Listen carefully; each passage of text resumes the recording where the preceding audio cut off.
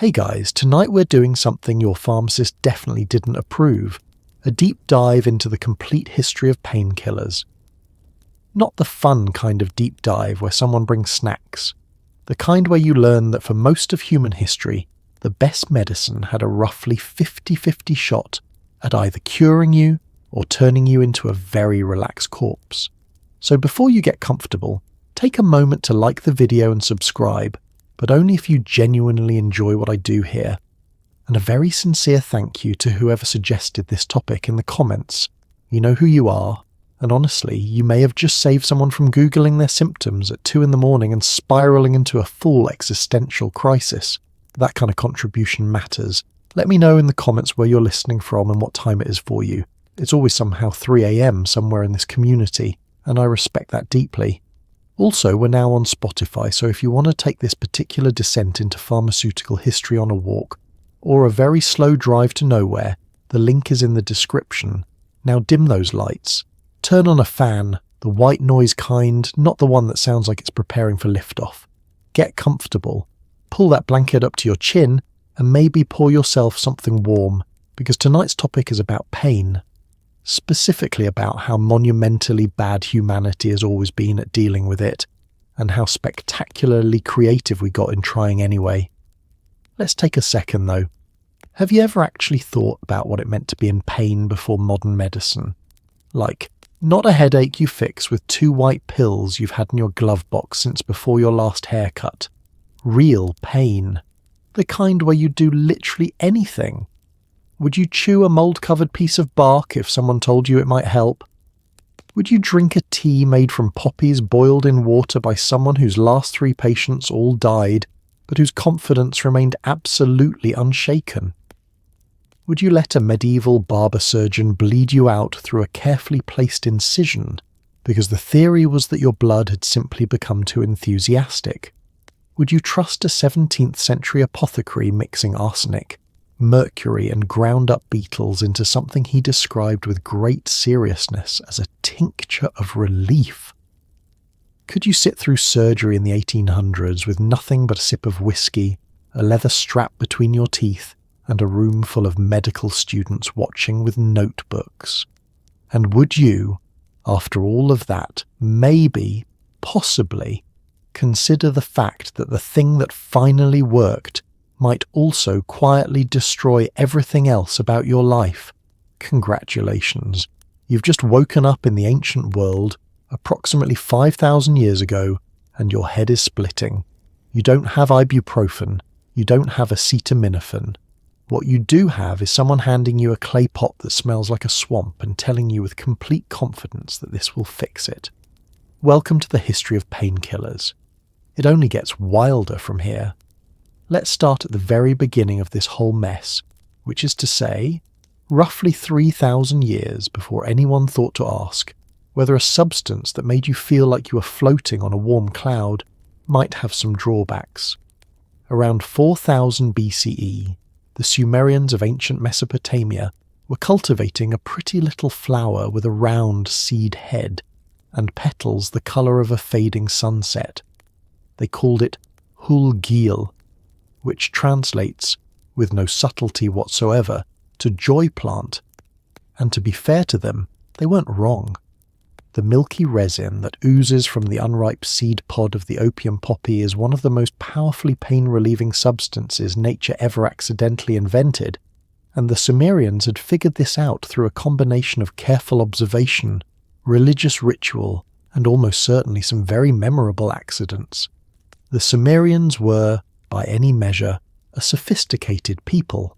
They had written language, organized agriculture, complex legal systems, and a theological framework so elaborate it required professional management.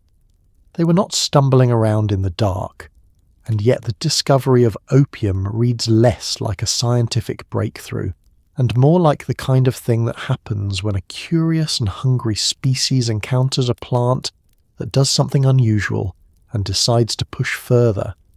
Someone at some point noticed that eating or inhaling the dried resin of this particular flower produced a warmth in the chest and a loosening of the body's grip on whatever was hurting it. They noted this down. Then they grew more of the plant, then they traded it. Then the whole thing became a cultural institution. The Sumerians were growing opium poppies in the Fertile Crescent and passing knowledge of them along trade routes as early as 3400 BCE.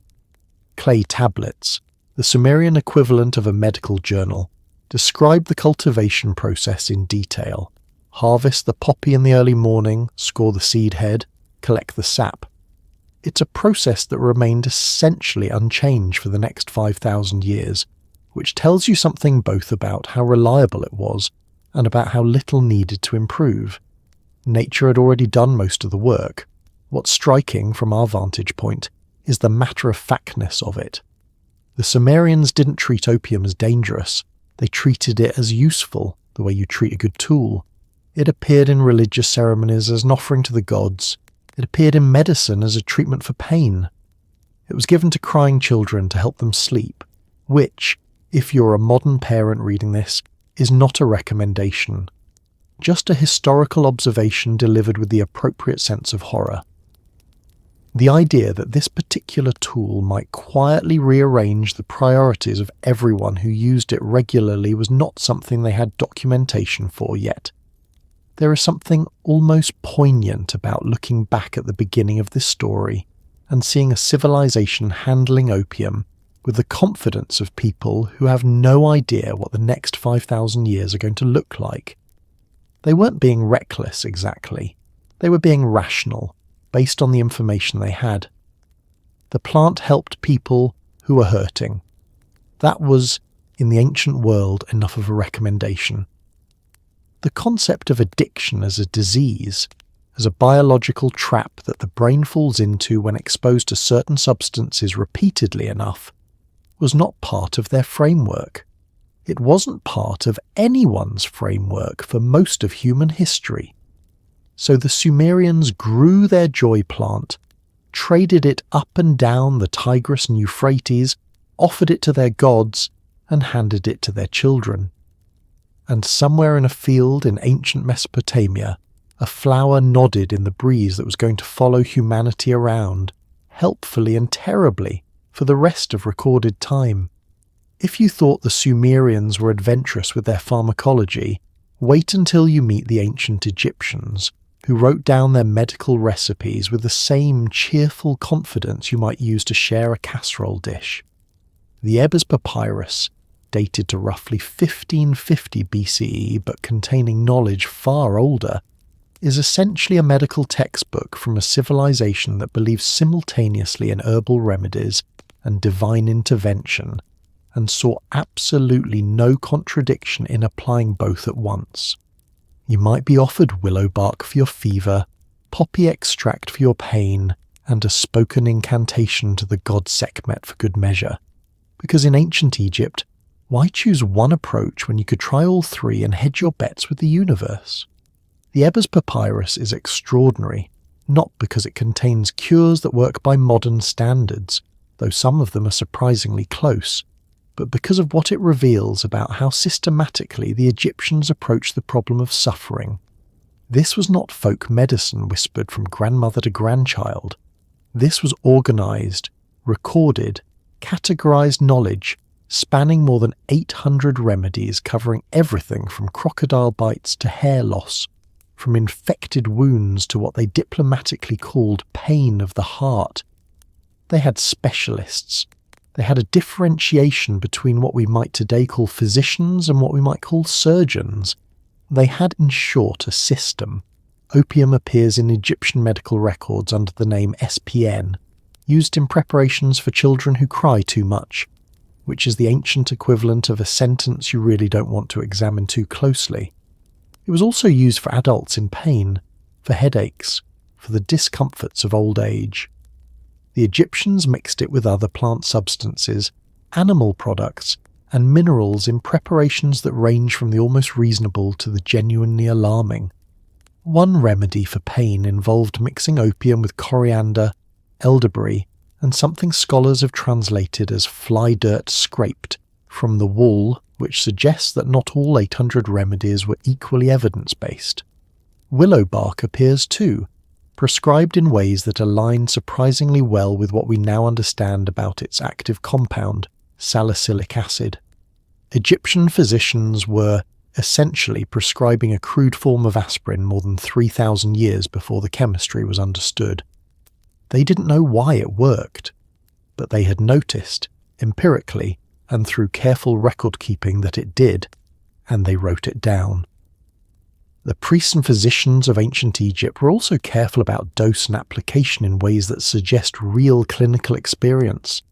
They distinguished between remedies to be applied externally, swallowed, inhaled, or administered in other ways that will leave to the imagination. They had observations about what made certain preparations more or less effective. They were doing something that would not be named for another 3,000 years. They were practicing pharmacology. What they were not doing was separating medicine from magic, and it would be a mistake to treat that as a failure. In a world without germ theory, without the concept of the nervous system, without any understanding of what pain actually is at the biological level, the combination of herbal knowledge and spiritual practice was not irrational. It was the best available framework. The poppy extract helped because it chemically interrupted pain signals. The prayer to Sekhmet helped because belief, ritual, and the sense that something was being done on your behalf are genuinely measurable forces in human recovery. The ancient Egyptians, writing on papyrus by lamplight 5,000 years ago, were doing what humans have always done, everything they could think of, all at once. Here's a fun thought. The same compound that makes modern aspirin work was sitting quietly inside the bark of willow trees for millions of years before anyone figured it out, and the ancient Greeks got remarkably close without ever knowing why it worked. Hippocrates, the figure so famous for medicine that we still name ethics oaths after him, was prescribing willow bark tea to women in labour and patients with fevers around 400 BCE. He didn't know about salicylic acid. He had absolutely no concept of inflammation pathways or prostaglandins. What he had was careful observation, a commitment to natural remedies over supernatural ones, and a writing style so thorough that his notes survived 25 centuries, which is more than can be said for most of his patients. Hippocrates is often described as the father of modern medicine, a title that is both accurate and slightly misleading because it implies a direct lineage that skips over about 2,000 years of extremely variable medical practice. What Hippocrates actually did was establish the principle that disease had natural causes and could be treated by natural means, a revolutionary idea at a time when illness was routinely attributed to divine punishment, demonic interference, or the general displeasure of whatever god you had recently failed to adequately honour. He said, observe the patient, record what you see, form a conclusion based on evidence. This sounds obvious. In 400 BCE, it was genuinely radical. His approach to pain was practical, even if the mechanisms he proposed for why things worked were completely wrong. He understood the four humours, blood, phlegm, yellow bile and black bile, as the governing forces of health, and believed that most illness, including pain, represented an imbalance between them.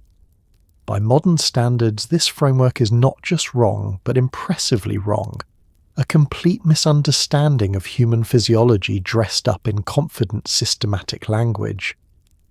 But here's the thing. The treatment recommendations that followed from this framework often worked anyway, because they were based on centuries of accumulated observation about what actually helped, even if the theoretical explanation was entirely fictional. Willow bark tea reduced fever and eased certain kinds of pain because it contained salicylic acid. The Greeks didn't know this. They believed it worked because it corrected a humoral imbalance, probably by introducing some cooling, purifying quality into the body. The reasoning was wrong, the outcome was right. This is a pattern that repeats itself with some variation throughout the entire history of painkillers. The Greeks also used opium, though, with a slightly more ambivalent relationship to it than the Sumerians had. The physician Dioscorides wrote extensively about the poppy in his 1st century text De Materia Medica, describing the preparation of a liquid from the plant for the treatment of pain and sleeplessness. He noted that too much of it was dangerous. He recommended doses. He was, in a small but meaningful way, practicing something that looked like risk-benefit analysis, which is more than could be said for many practitioners who came after him. What the Greeks gave the history of pain management was not so much new remedies as a new way of thinking about remedies, empirical, recorded, debated, and built upon. They began the process of separating what worked from what felt like it should work, which is a harder distinction than it sounds, and one that medicine is, in some ways, still working on today. If you want to understand how a plant that started in Mesopotamia ended up in every Roman medicine cabinet, you need to understand that the ancient world was far more connected than most people realize, and that traders have always known exactly which product sell themselves.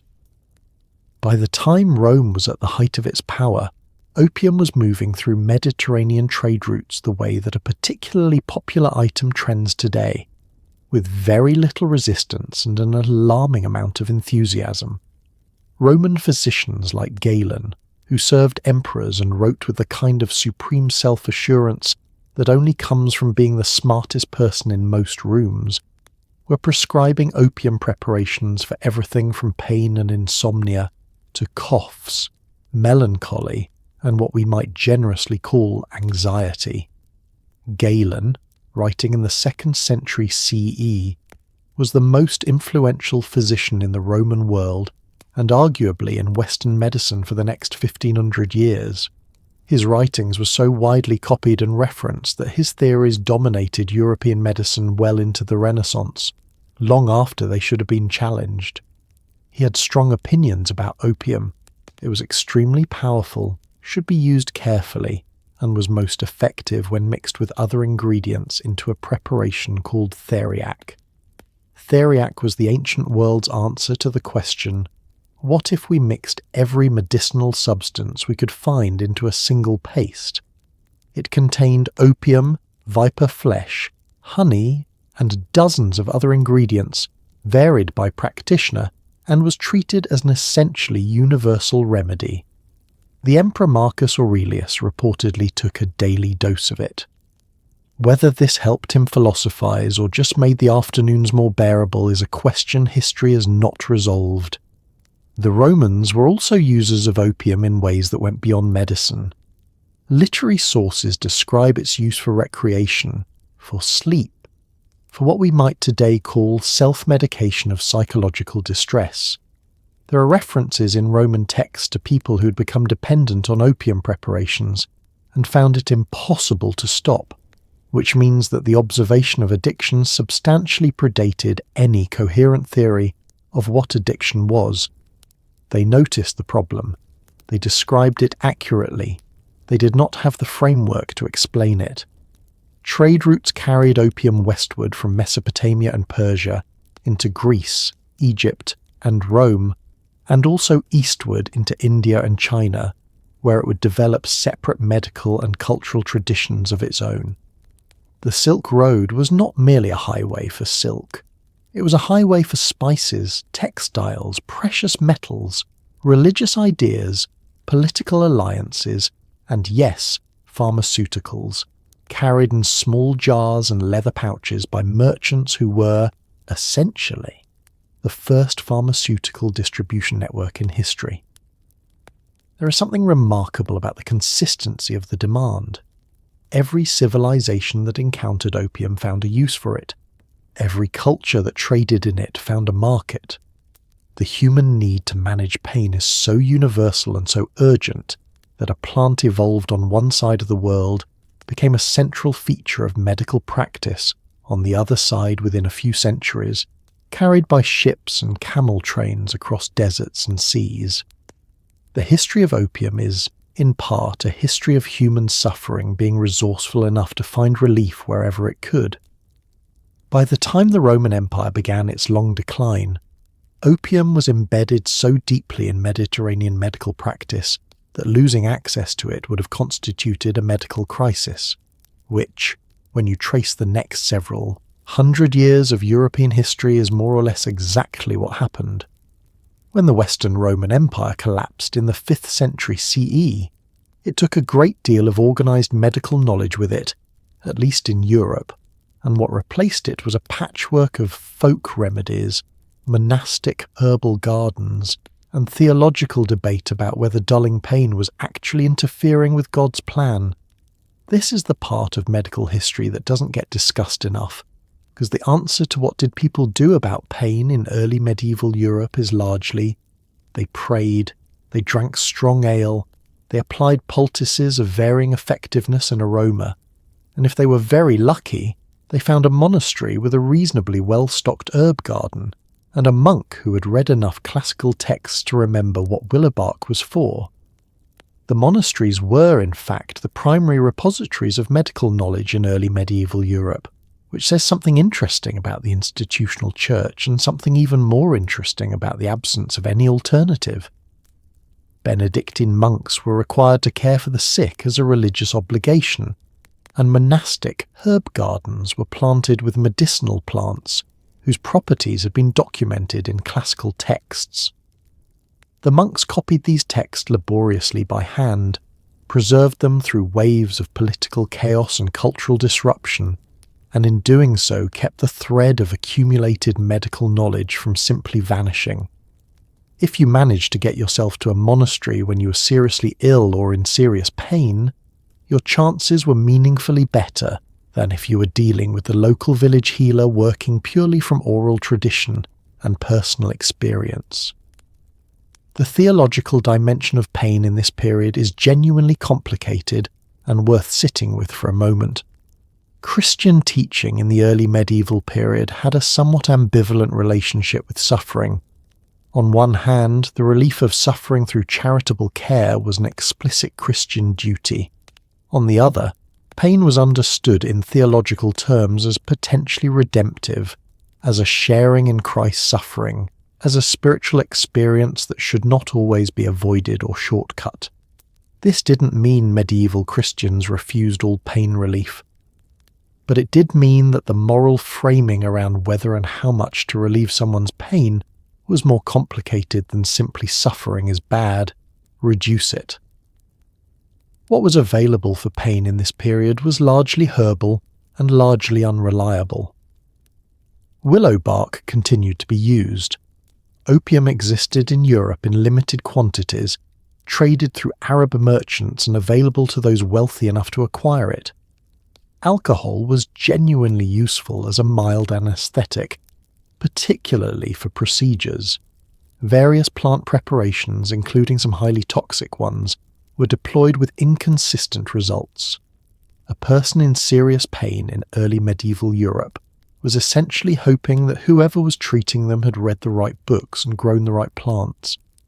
The gap between Roman pharmaceutical sophistication and what was available to most Europeans in the 6th through 10th centuries represents a genuine regression in pain management, and people suffered for it in ways that are hard to fully quantify but easy to imagine. When the medical knowledge of Galen was being lost in the West, it was being preserved and expanded in the Islamic world, where it would eventually make its way back into European practice. But for several centuries, large portions of Europe were managing pain with whatever the local herbalist had on hand. It was, to put it mildly, not a golden age of suffering reduction. While much of Europe was having a complicated relationship with the concept of evidence-based medicine, the Islamic world was doing something rather different, preserving, translating, expanding and dramatically improving upon the medical knowledge of the ancient Greeks and Romans. Scholars like Ibn Sina, known in the West as Avicenna, were writing medical encyclopedias in the 10th and 11th centuries that wouldn't be surpassed in Europe for 500 years. His canon of medicine discussed opium preparations, dosage and side effects with a clinical precision that would look at home in a modern pharmacology textbook, which is remarkable given that it was written in the year 1000 and used as a medical reference into the 17th century. Ibn Sina's approach to opium was measured in a way that distinguished him from many of his contemporaries. He described it as an extremely powerful medicine, useful in the right doses for the right conditions and dangerous in excess. He observed that regular use led to dependence, that withdrawal caused significant distress, and that the drug should be used carefully and not habitually. He wasn't moralizing. He was documenting clinical observations with the same tone he used to describe surgical techniques or dietary recommendations. He had seen what happened when people used opium regularly over long periods, and he wrote it down clearly in a book that millions of physicians would read over the following centuries. The Islamic Golden Age of Medicine, roughly spanning the 8th through 13th centuries, was a period of genuine intellectual achievement that built on Greek and Roman foundations, while adding original observation, clinical experience, and systematic organization that the classical world had only partially managed.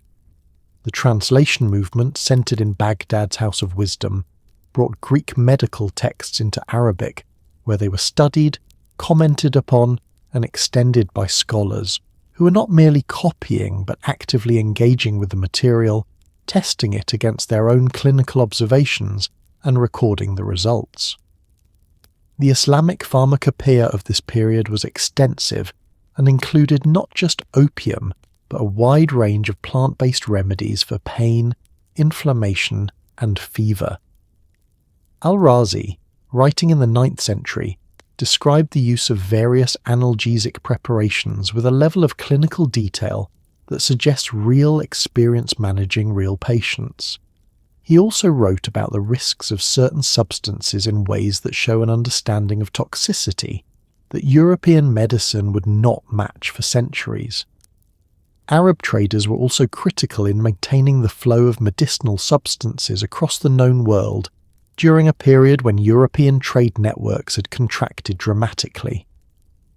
Opium and other drugs moved through Arab trade routes from Persia and India into the Mediterranean, keeping supplies available to those with the means to acquire them, even as the social infrastructure that had supported Roman pharmaceutical practice had largely collapsed. When the translation movement reversed direction, and Arabic medical texts began making their way into Latin in the 11th and 12th centuries, often through centres of scholarship in Spain and Sicily, where Islamic, Jewish, and Christian intellectual traditions intersected, European medicine began its slow recovery of the knowledge that had been lost. Ibn Sina's work, translated into Latin and spread through European universities, reintroduced a level of pharmaceutical sophistication that had been absent from mainstream European practice for the better part of 5 centuries. Now we get into the genuinely strange territory, the corner of medical history that sounds like it was invented by a fantasy novelist who had done too much research.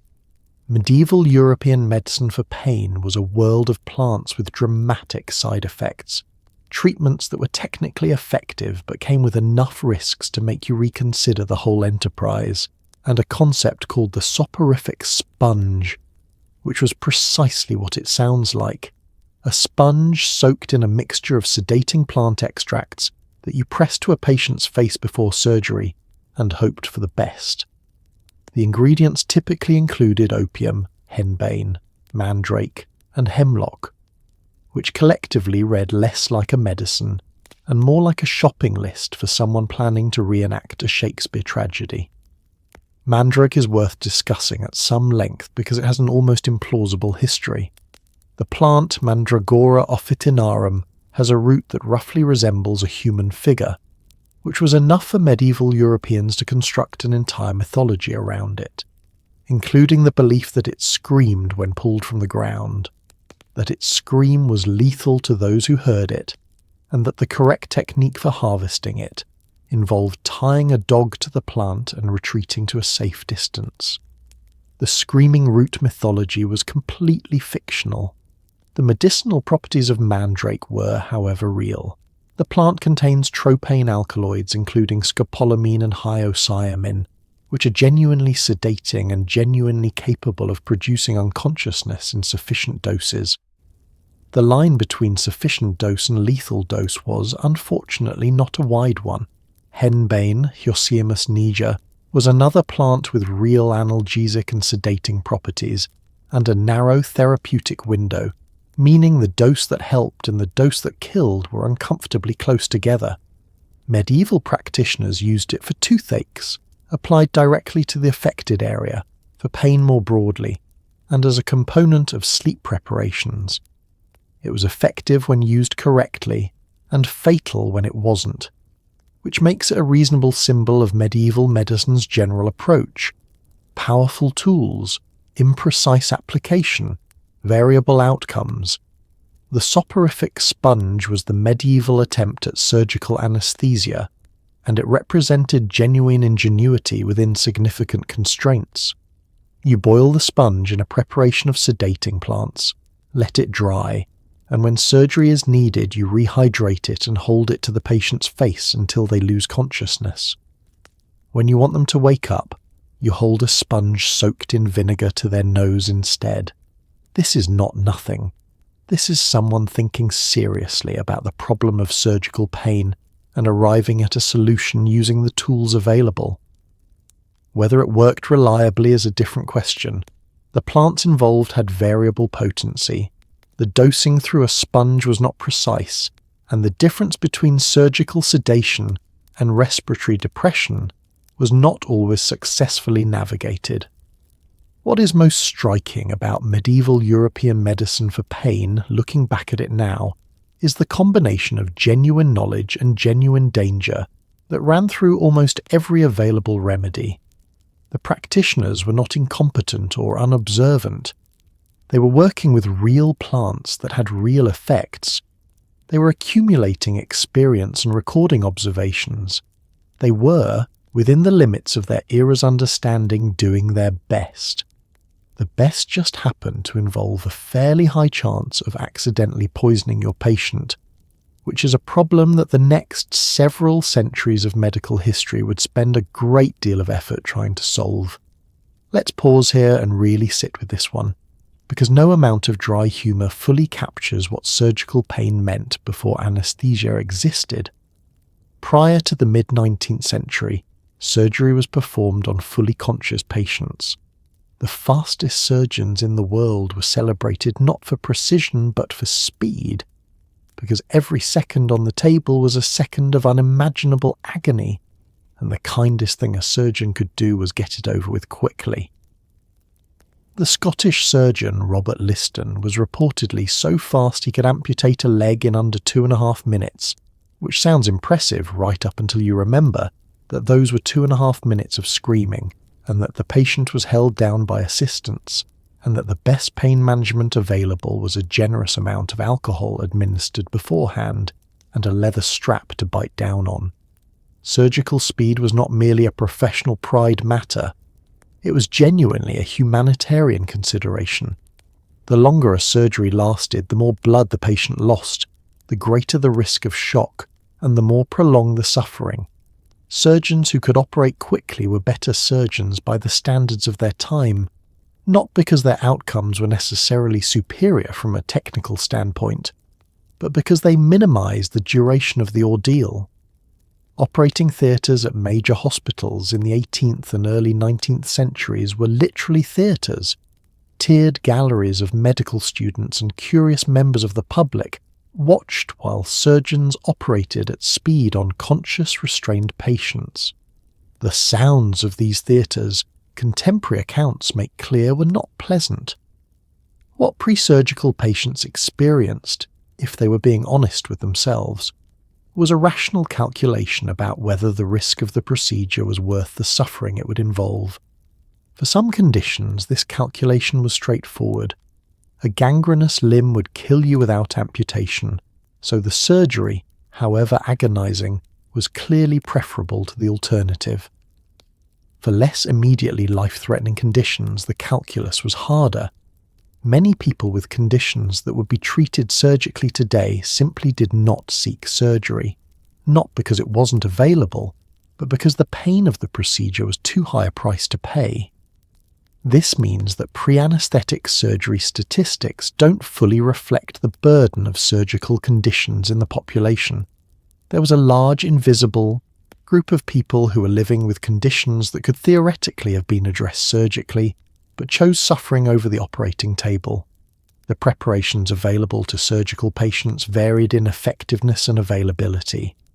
Opium and alcohol were the primary options, both effective enough to take the sharp edge off, and both wildly insufficient for the experience of having a limb removed without anesthesia. Opium could sedate a patient, reduce their distress, and lower their pain threshold somewhat. It could not make them unconscious. The idea of rendering a patient genuinely insensible to surgical pain through chemical means was available in theory through preparations like the soporific sponge, but not consistently achievable in practice with the tools available. The first successful demonstration of ether anesthesia, in Boston in 1846, was greeted with something close to disbelief by the surgical community. A patient had a tumour removed from his neck while unconscious, without pain, without screaming, without restraint. The surgeon performing the operation reportedly turned to the audience afterward and said, "Gentlemen, this is no humbug." The observation may seem understated. In context, it was a profound statement about something that had been impossible for the entire prior history of surgery, and was now, suddenly, simply a matter of technique. If there is one substance that best represents the 17th century's approach to pain, anxiety, coughs, menstrual cramps, restless children, and the general difficulty of being alive, it is laudanum. Opium dissolved in alcohol, sold over the counter, recommended by physicians, drunk by housewives, poets, and intellectuals alike, and treated with roughly the same casual enthusiasm as we might treat a multivitamin today. Thomas Sydenham, one of the most respected English physicians of the 1600s, called it one of the most valued medicines in the world, and he was not speaking hyperbolically. Laudanum was in medicine cabinets across England, Europe, and eventually America, available without a prescription, affordable enough for the working class, and utterly devastating to anyone who used it long enough to find out what happened when you stopped. The genius and the catastrophe of laudanum as a product were the same thing. It was easy. You didn't need to grow opium poppies. You didn't need specialized pharmaceutical equipment. You dissolved opium in ethanol, added flavoring if you felt like it, and bottled it. The result was a dark brown liquid, usually bitter, sometimes flavored with cinnamon or saffron, that could be administered by the drop or the spoonful, and that addressed an astonishing range of complaints with reasonable efficiency. Pain, obviously, but also insomnia, anxiety, coughs, diarrhea, which was a leading cause of death in the era, and the symptoms of dozens of other conditions that had no specific treatment. The Victorian period, particularly in Britain, was the height of laudanum's social reach.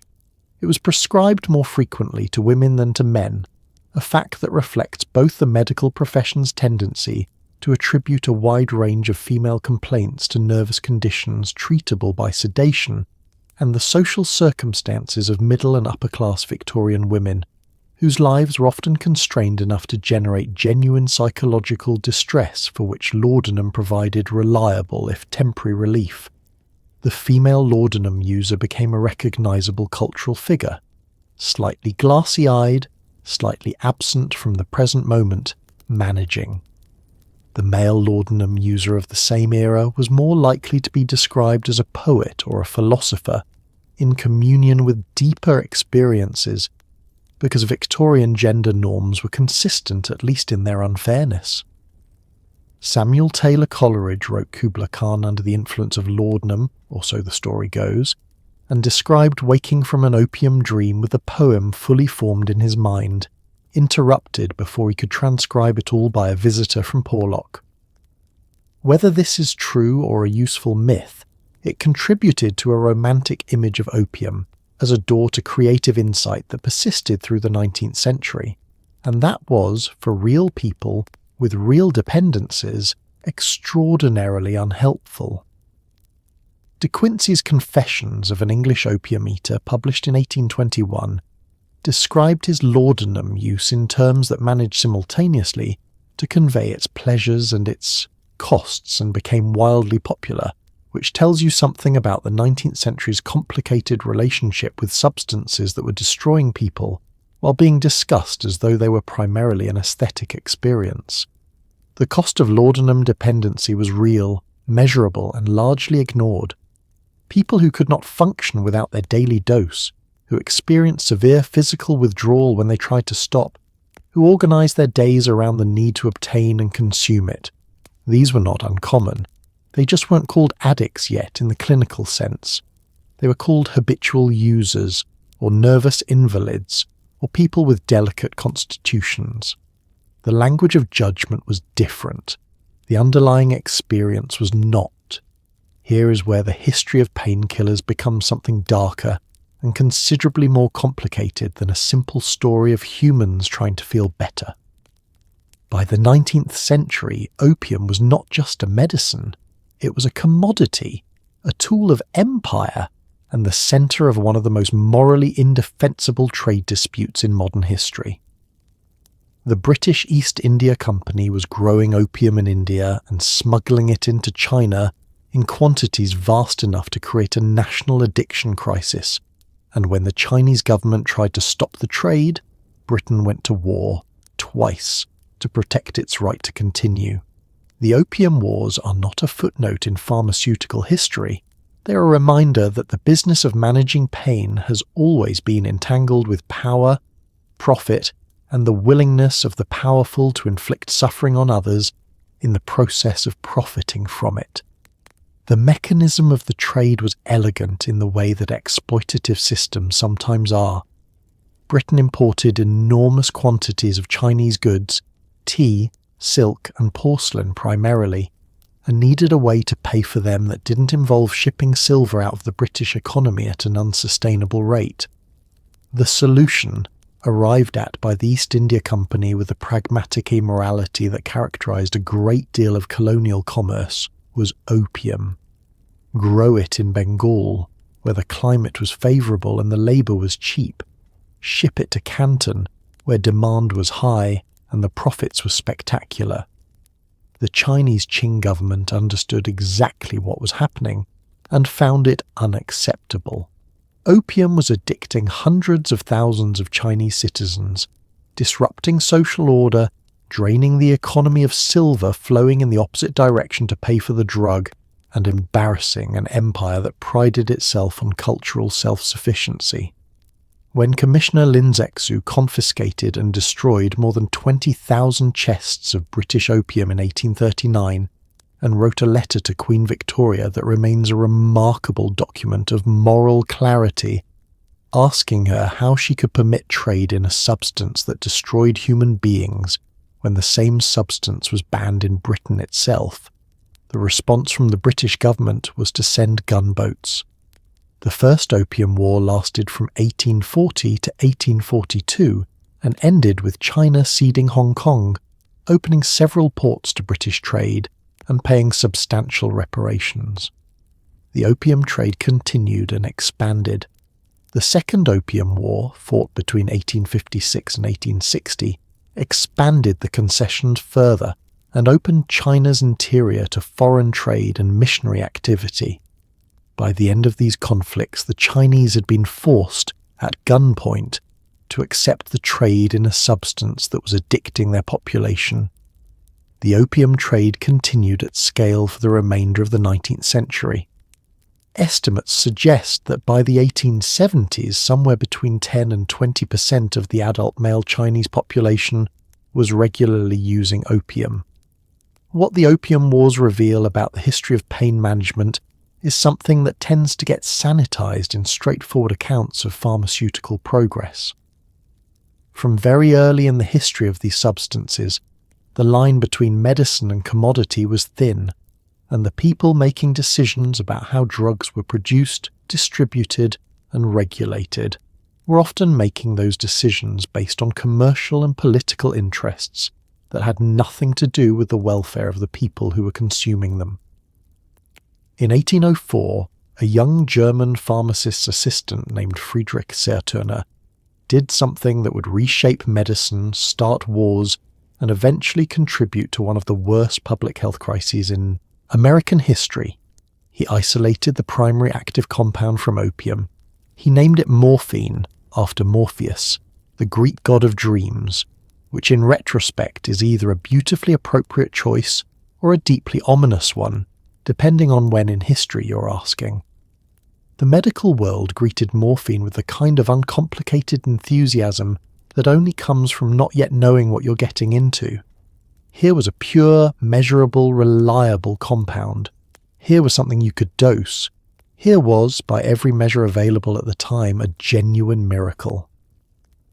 Serturner had been working on opium as a teenager in a German apothecary, driven by the observation that opium's effects were inconsistent and unpredictable, varying between batches in ways that made reliable dosing extremely difficult. The idea that a plant-based medicine might have a single active compound that could be isolated and quantified was relatively new and not universally accepted. Serturner extracted what he called the sleep-producing principle of opium, tested it on himself, on friends who perhaps had not fully thought through what they were agreeing to, and on mice, and demonstrated that this single compound was responsible for opium's primary effects. He published his findings, was largely ignored for several years, and then republished in 1817 to considerably more attention. The importance of the isolation cannot be overstated from a pharmaceutical standpoint. Before morphine, opium was a mixture of dozens of compounds of varying properties, and its effects in any given preparation depended on the specific batch, how it had been processed, and what else was in the mixture. A physician prescribing laudanum was working with a substance of unknown potency. A physician prescribing a measured dose of crystalline morphine was working with something they could actually quantify. This was, from a clinical standpoint, enormously valuable. What it also was, though no one fully recognized this at the time, was more dangerous. The potency of pure morphine was higher than the equivalent amount of crude opium. The speed of its action, particularly when dissolved and injected, was faster. The depth of the physiological effects, including the depression of breathing that makes overdose lethal, was more pronounced and more predictable in its onset. The efficiency that made morphine a better medicine also made it a more efficient tool for destroying the people who used it too heavily. By the 1830s and 40s, morphine was being produced commercially in Germany and France, distributed to pharmacies, and prescribed by physicians with increasing frequency. The clinical consensus was that it was superior to crude opium for most purposes, which was medically accurate.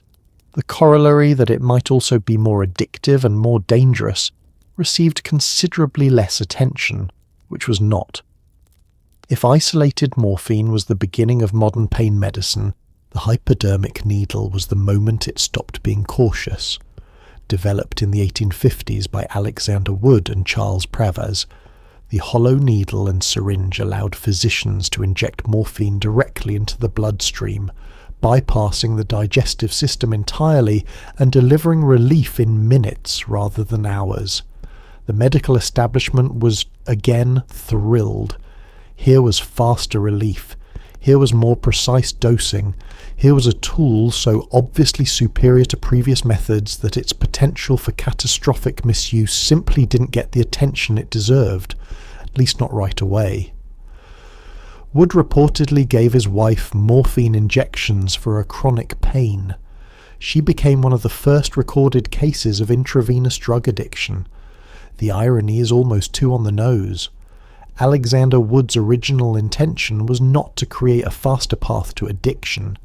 He believed, based on a theory of neuralgia that turned out to be incorrect, that injecting morphine directly at the site of pain would be more effective than oral administration because it would act locally on the affected nerves. The theory was wrong. Morphine doesn't work locally on injection sites. It enters the bloodstream and acts on the central nervous system. But the practical result was correct in the most immediately useful sense. Injection was faster and more efficient than oral dosing, and patients in severe pain got relief quickly. The hypodermic syringe spread through European and American medical practice in the 1860s with remarkable speed. Physicians found it useful not just for morphine but for any number of medications, and the basic technology, hollow needle attached to a calibrated barrel with a piston, was simple enough to be manufactured widely and cheaply. Within a decade of its introduction, morphine injection had become a standard tool in medical practice, used for post-operative pain, for chronic pain conditions, and for a range of other situations where rapid drug delivery was considered advantageous. The military applications became apparent almost immediately. During the American Civil War, which began in 1861, morphine was already available in injectable form, and battlefield surgeons used it for injured soldiers with wounds that earlier generations would have treated with far less effective tools. The speed of relief that injection offered was genuinely valuable in acute trauma situations. The consequence, which we'll discuss in more detail shortly, was that a substantial number of soldiers came home with physical dependencies that the medical profession of the 1860s was not equipped to recognize or treat. The lesson of the hypodermic needle is one that recurs throughout pharmaceutical history. A technological improvement in drug delivery that makes a medicine more effective can simultaneously make its potential for harm more severe. The needle didn't make morphine more dangerous in any inherent sense. What it did was remove several barriers between the drug and the bloodstream, and those barriers had been providing a kind of inadvertent protection. Faster relief and faster addiction arrived together, as they often do, and the first was noticed before the second. The American Civil War, fought between 1861 and 1865, was a catastrophe of industrial violence applied to human bodies that medicine was nowhere near equipped to handle. Surgeons performed amputations in the field by the thousands, under conditions that make modern emergency rooms look like spas. Morphine was one of the few effective tools available, and it was used extensively, generously, and with essentially no concern for what happened to soldiers after they went home.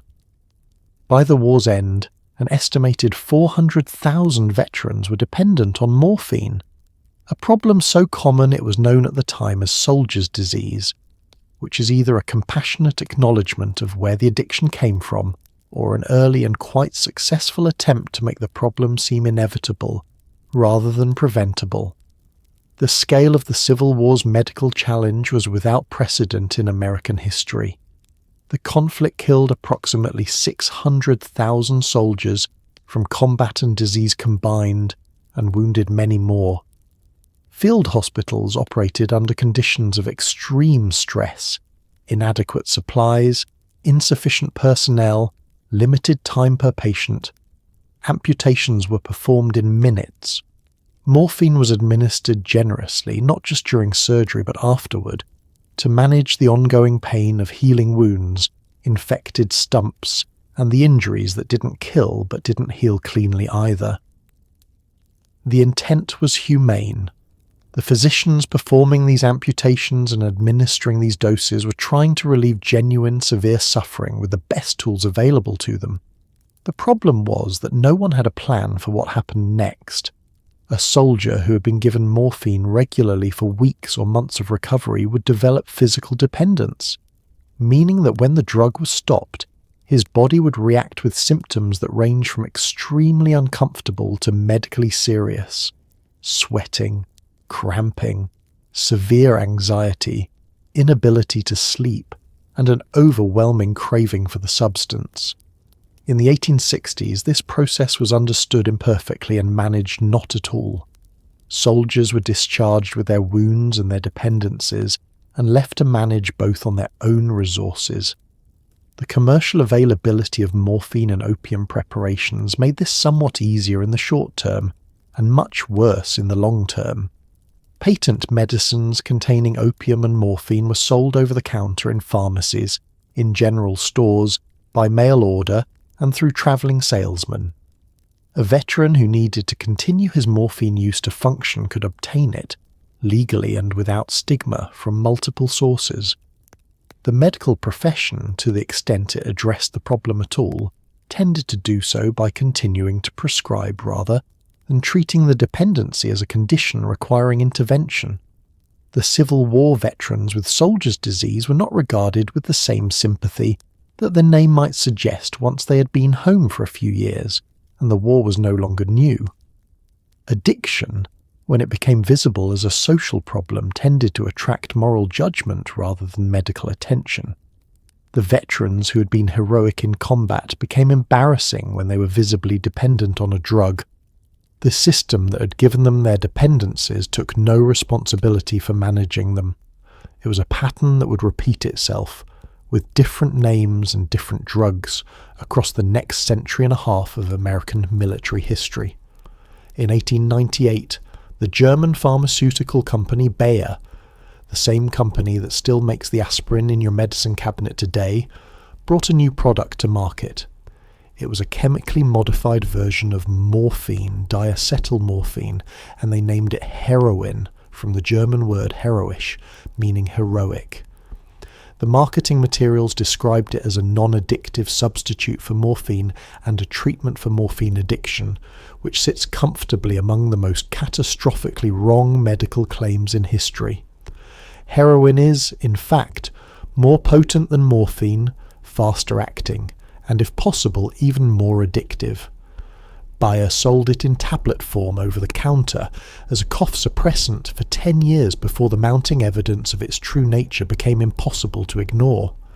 The chemistry is worth understanding because it explains both the original enthusiasm and the catastrophic error.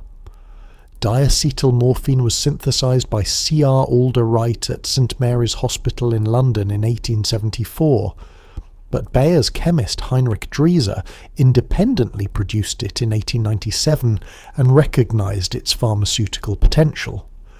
Compared to morphine, heroin crosses the blood-brain barrier significantly faster, which is why its onset of action is more rapid and its initial effects are more intense. This property also makes it more effective at suppressing coughs, which was the initial clinical interest, and more immediately rewarding to the brain's dopamine system, which is the property that makes it more addictive, though the researchers testing it in 1898 did not have the neuroscientific framework to understand this. Bayer tested heroin on workers at the Elberfeld factory and on patients at a Berlin hospital, and the early results appeared genuinely promising. Patients taking heroin for respiratory conditions showed dramatic improvement in symptoms. People with morphine dependencies who switched to heroin reported feeling better, at least initially, and the researchers interpreted this as evidence of heroin's superiority as a non-addictive alternative. What they were observing was the cross-tolerance between opiates combined with heroin's faster onset, which feels like relief even when the underlying dependency remains fully intact. The commercial rollout was impressive by any era's standards. Bayer marketed heroin in 23 countries within a few years of its introduction. It was sold in tablet form and as a syrup. It was advertised in medical journals with testimonials from physicians. It was included in the Bayer product catalogue alongside aspirin as one of the company's 2 flagship offerings. Children were given heroin cough syrup. The label featured cheerful typography and no particular warnings. This is not presented here as an indictment of everyone involved.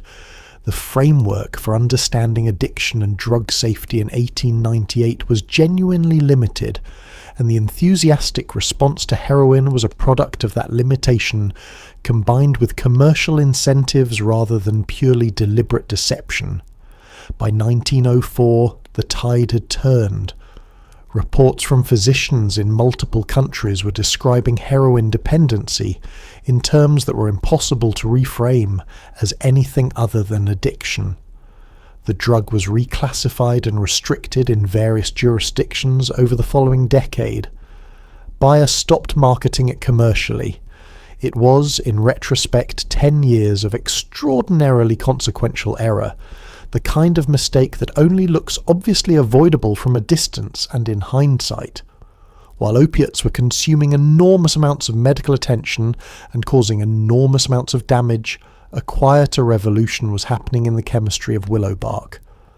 Felix Hoffmann, a chemist at Bayer, synthesized acetyl salicylic acid in a stable, usable form in 1897, creating a drug that would go on to become one of the most widely used medications in human history. Aspirin, as it was branded, was effective against pain, fever, and inflammation. It was not addictive. It did not cause euphoria. It was, by every measure of the era, a miracle of relative simplicity in a world that had been chasing complicated solutions to the problem of pain for 5,000 years. Its story is less dramatic than heroin's, less tragic than morphine's, and far less discussed as a result, which seems unfair. The compound that aspirin is built from, salicylic acid, had been known as a medicine since the Sumerians in the crude form of willow bark. In the mid-19th century, the Italian chemist Raphael Piria had isolated salicylic acid itself, and it was being used medicinally by the 1860s. The problem was that salicylic acid in its pure form was extremely harsh on the stomach and mouth. It worked, but it was unpleasant enough that patient compliance was a genuine issue, and some patients refused it entirely despite significant pain. The chemical modification that Hoffmann performed, acetylating the hydroxyl group of salicylic acid to produce acetyl salicylic acid, reduced the gastric irritation substantially, while preserving the therapeutic effects. It was elegant pharmaceutical chemistry, a solution to a practical problem that had been blocking the wider adoption of an already known active compound. There is a more personal version of this story that has Hoffmann, motivated by his father's rheumatism and his father's inability to tolerate the sodium salicylate preparations prescribed for his pain. Whether this was the actual motivation or a narrative added later to give the discovery a human face, it fits the pattern of pharmaceutical research driven by immediate human need rather than abstract scientific curiosity. Pain was present in the room where the chemistry was being done. Aspirin's adoption was rapid and widespread. Bayer launched it commercially in 1899, and it became one of the best-selling pharmaceutical products in the world within a few years. Its applications expanded as physicians discovered new uses for headaches, arthritis, fever, and eventually, much later, for the prevention of blood clots and the reduction of heart attack risk. This last application, discovered in the 1970s and refined over subsequent decades, means that aspirin, a compound whose plant-based precursor was used in ancient Egypt and Greece, is today a cornerstone of cardiovascular medicine. The humble willow tree has had an extraordinarily long medical career. The contrast with heroin is instructive and somewhat dark. Both were launched commercially by Bayer in the late 1890s. One was quiet, effective, and its real dangers, which do include gastrointestinal problems and Ray's syndrome in children, took decades to fully characterize. The other was a global catastrophe within a decade. Both represented the new era of synthetic pharmaceutical chemistry. The lesson they offered together was that the tools of modern chemistry could produce both the most useful and the most destructive medicines in history, sometimes from the same company, sometimes in the same year. By the early 20th century, the United States had a problem it could no longer politely ignore. Opiate addiction was widespread, visible, and increasingly tied in public discourse to race, class, and immigration in ways that were more reflective of American anxieties than of pharmacology. The Harrison Narcotics Tax Act of 1914 was the government's first major attempt at regulating opiates, requiring physicians who prescribed them to register and pay a small tax. The law itself was relatively limited in scope, but its enforcement was not. Within years, physicians who prescribed opiates to addicted patients to manage withdrawal were being prosecuted, some imprisoned, and the result was that tens of thousands of people who were physically dependent on opiates were abruptly cut off from any legitimate medical supply and turned toward an expanding illegal market instead. The Harrison Act was passed in a climate of genuine concern about opiate addiction, mixed with a significant amount of moral panic, racial anxiety, and political opportunism. The anti-opium movement in the United States drew on real evidence of the social harm caused by widely available opiates, and on a great deal of exaggerated and racially charged rhetoric about the dangers of Chinese opium dens, black cocaine users, and Mexican marijuana smokers. The framing of drug use as a threat associated with racial minorities and immigrants served a political purpose that had little to do with public health and a great deal to do with social control. The mechanics of how the Harrison Act's enforcement turned a regulatory measure into a prohibition are worth understanding. The Act required physicians who prescribed opiates to registered addicts to maintain records and pay a small tax. A series of Supreme Court decisions in the 1920s interpreted the Act as prohibiting the prescription of opiates to addicts entirely, on the theory that maintaining an addict's supply was not a legitimate medical purpose. Physicians who continued to prescribe found themselves at risk of federal prosecution. The medical profession, understandably, largely stopped treating addiction with opiates rather than face criminal charges. The people most harmed by this shift were not the wealthy, who could often find physicians willing to continue prescribing privately, but the poor, who had been managing their dependencies through legitimate medical channels and now had no legal option available. An illegal market to supply them already existed and expanded rapidly to meet the demand. The shift from a medical problem to a criminal one had been accomplished, though it would not be fully consolidated in law until the Controlled Substances Act of 1970. The Harrison Act represents one of the clearest early examples of the tension that would define American drug policy for the following century, between the medical model, which treats addiction as a health condition requiring treatment, and the criminal model, which treats drug use as a moral failure requiring punishment. The medical model has consistently produced better outcomes by every available measure. The criminal model has consistently been more politically popular. Somewhere in the middle of the 20th century, the world of pain relief had what you might charitably call a branding crisis. Opiates were increasingly regulated and stigmatized. Aspirin worked well but caused stomach problems in some patients and, as would eventually become clear, carried real risks for children with viral illnesses. Into this gap stepped a compound that had been sitting in chemistry notes since the 1870s, quietly waiting to be taken seriously.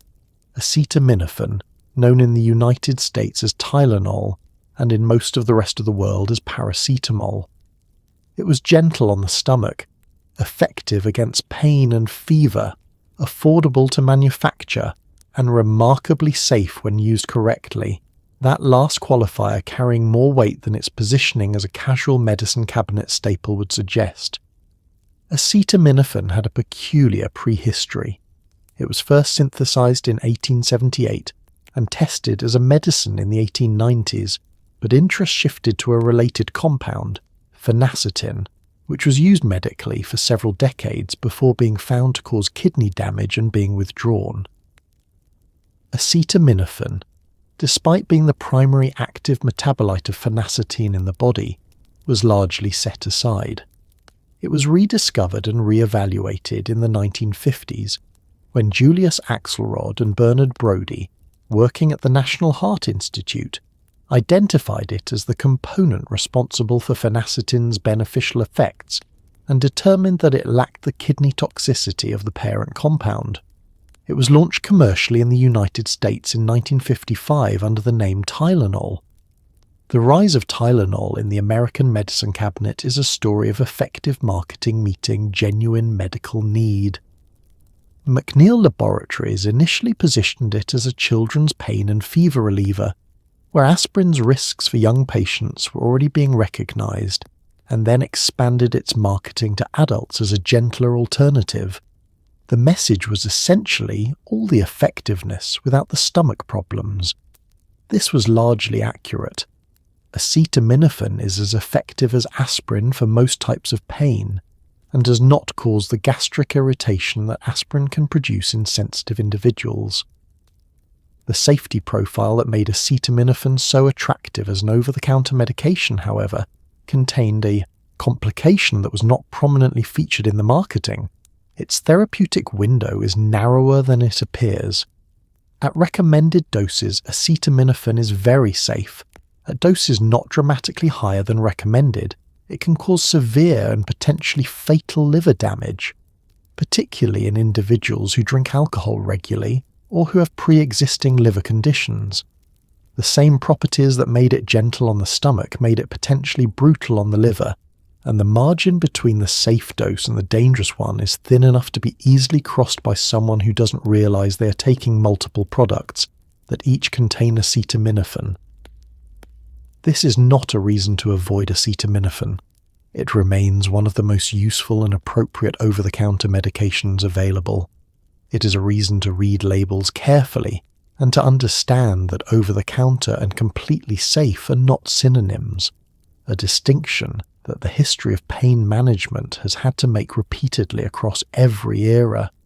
If aspirin was the first act of anti-inflammatory medicine and acetaminophen was a gentler cousin for fever and mild pain, ibuprofen was the moment the field decided it could do better on multiple fronts simultaneously. Developed in Britain in the 1960s by Stuart Adams and his colleagues at Boots Pure Drug Company, ibuprofen was part of a class of drugs that would come to be called non-steroidal anti-inflammatory drugs, or NSAIDs, and it represented a genuine advance.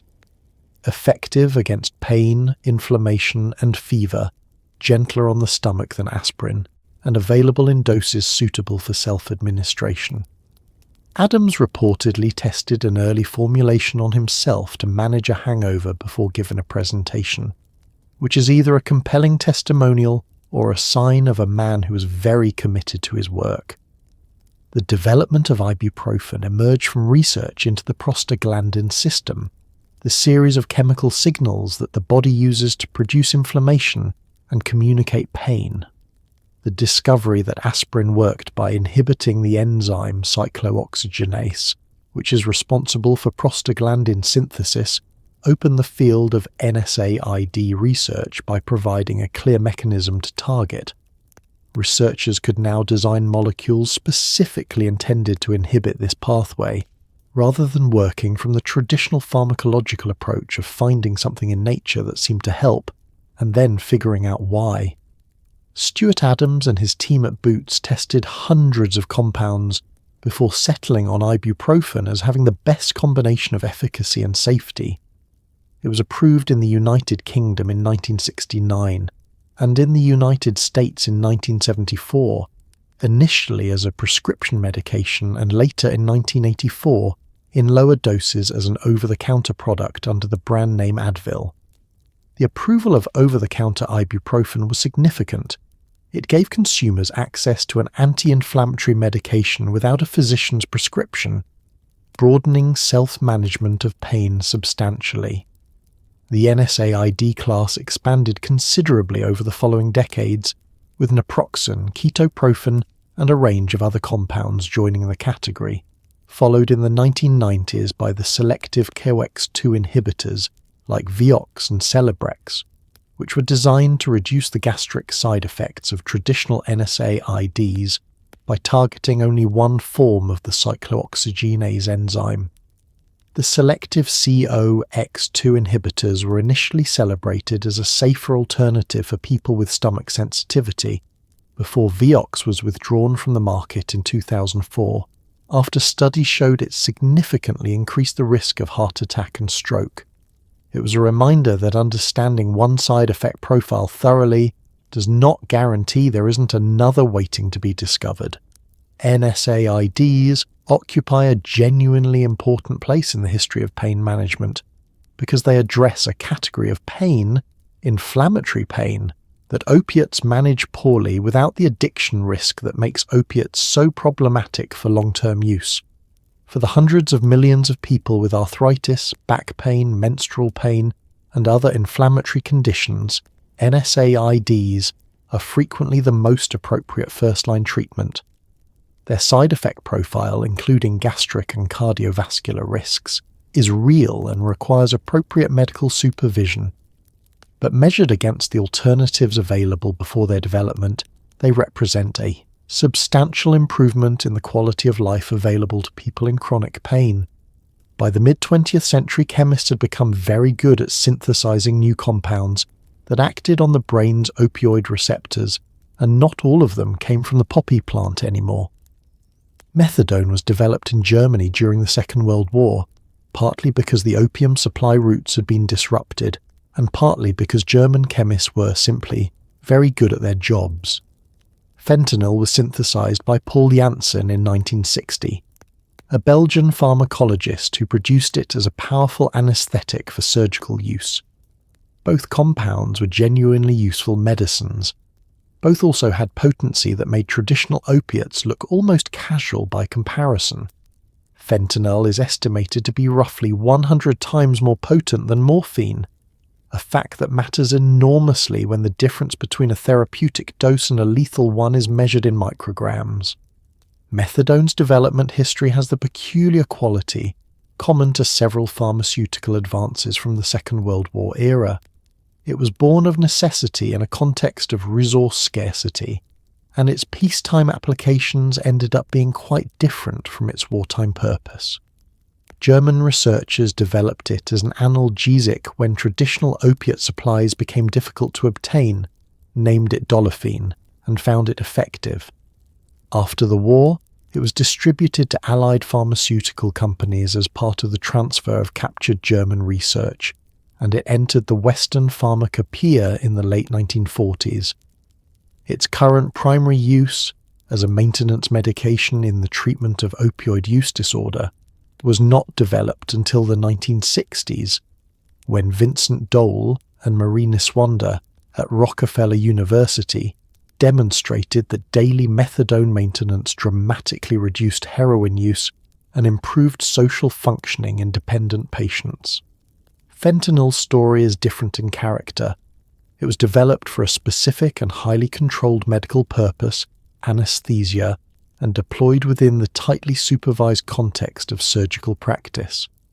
In that context, its extraordinary potency is an asset rather than a liability. A very small amount can produce deep anesthesia, and its short duration of action makes it manageable. Janssen Pharmaceutica brought it to market in the early 1960s, and it became a standard component of surgical anesthesia protocols worldwide. The problems began, as so often in pharmaceutical history, when a drug developed for one controlled context moved into less controlled ones. Transdermal fentanyl patches were developed in the 1980s for chronic pain management, providing a way to deliver continuous low-level fentanyl through the skin over several days. This extended the drug's clinical utility considerably. It also created a product that, when misused, could deliver a lethal dose relatively easily. Reports of fentanyl patch misuse began appearing in the medical literature in the 1990s, preceding by decades the full-scale fentanyl crisis that would emerge when illicitly manufactured fentanyl entered the street drug supply in the 2010s. The arc from Serturner isolating morphine in 1804 to Paul Janssen synthesizing a compound 100 times as potent in 1960 took less than 2 centuries. the science of making pain relievers more powerful advanced with remarkable efficiency. The science of making them safer followed at a considerably slower pace.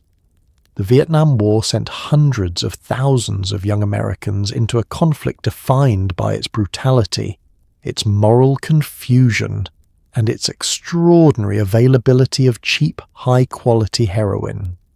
Estimates from the early 1970s suggested that between 10 and 15% of American soldiers in Vietnam had become dependent on heroin, numbers so alarming that the Nixon administration commissioned an emergency study. What that study found, and what remains one of the most important and most consistently ignored findings in the history of addiction science, was that the vast majority of soldiers who were addicted to heroin in Vietnam simply stopped using when they came home, without treatment, without withdrawal programs, just by changing their environment.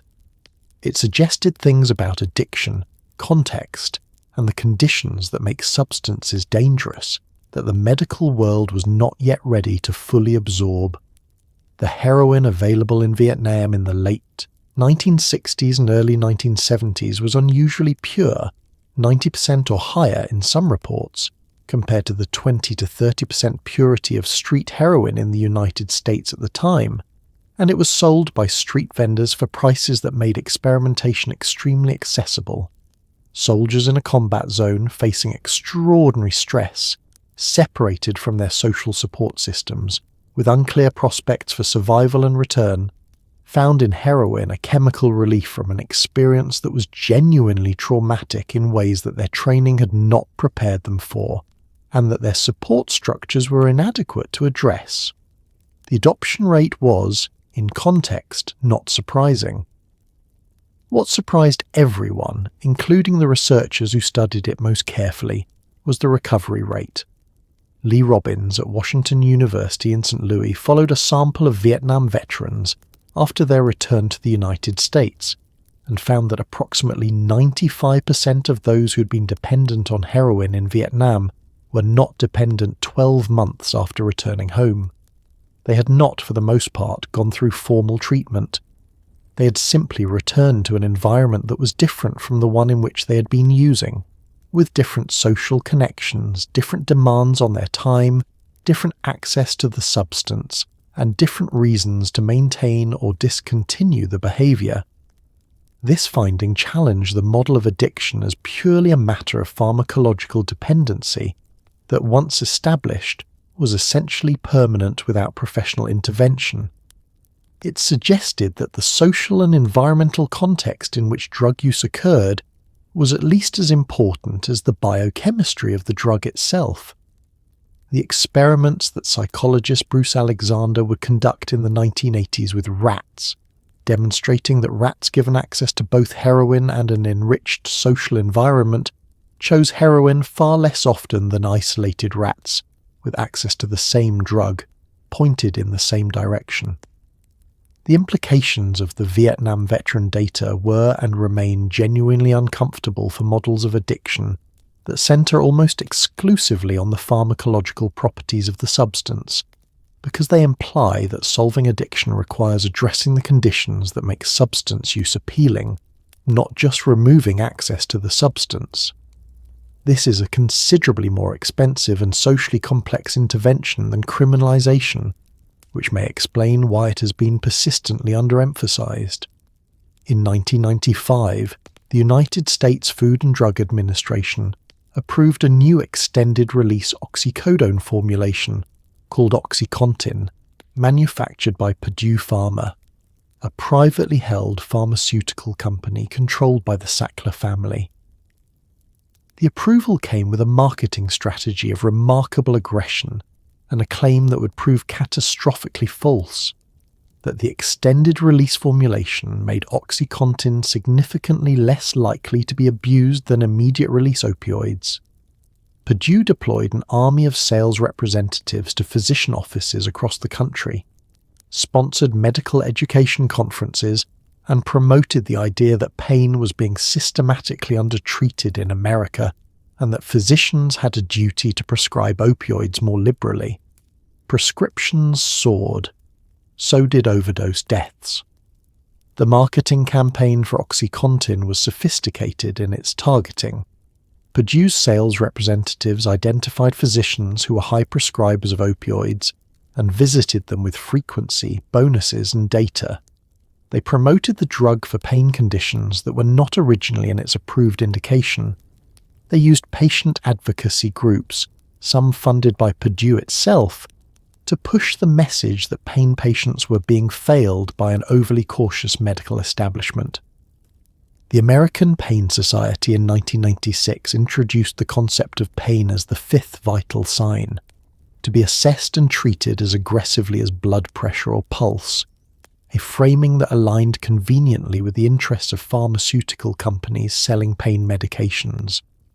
The claim that OxyContin was less subject to abuse than immediate-release opioids, which Purdue's sales force communicated to physicians with a confidence that the company's internal research did not fully support, was based on the hypothesis that the extended-release mechanism would prevent the rapid spike in blood levels associated with recreational use. This was incorrect. Users discovered relatively quickly that crushing or dissolving the tablets defeated the extended-release mechanism entirely, delivering the full dose of oxycodone at once, more rapidly, and with a more intense effect than any immediate-release formulation. The abuse deterrent properties of the original OxyContin formulation were largely theoretical. What happened in communities where OxyContin was heavily marketed and prescribed is documented in extraordinary and painful detail by journalists, researchers, and public health officials. Overdose death rates rose sharply, often in areas with limited economic prospects where pain patients and people seeking relief from other forms of suffering overlapped substantially. Communities in Appalachia, in New England, in rural regions across the country, saw overdose deaths accumulate at rates that had no precedent in American public health history. Families were destroyed. Local governments were overwhelmed. Purdue Pharma eventually pleaded guilty to federal criminal charges, paid billions in settlements, and was dissolved through bankruptcy proceedings. The Sackler family paid settlements of their own, though the legal battles over accountability continued for years. None of this undid the damage.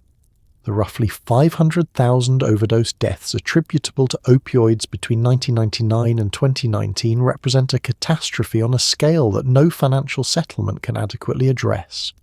To understand the opioid epidemic at the level where it actually destroyed lives, you have to get specific about the mechanics of distribution, because the story is not just about bad decisions made in boardrooms, but about what happened when those decisions met a healthcare system that was stretched thin, underfunded, and operating in communities that had already been economically hollowed out. In small towns across Appalachia, the Rust Belt, and rural New England, pharmacies received shipments of prescription opioids that were staggering relative to population.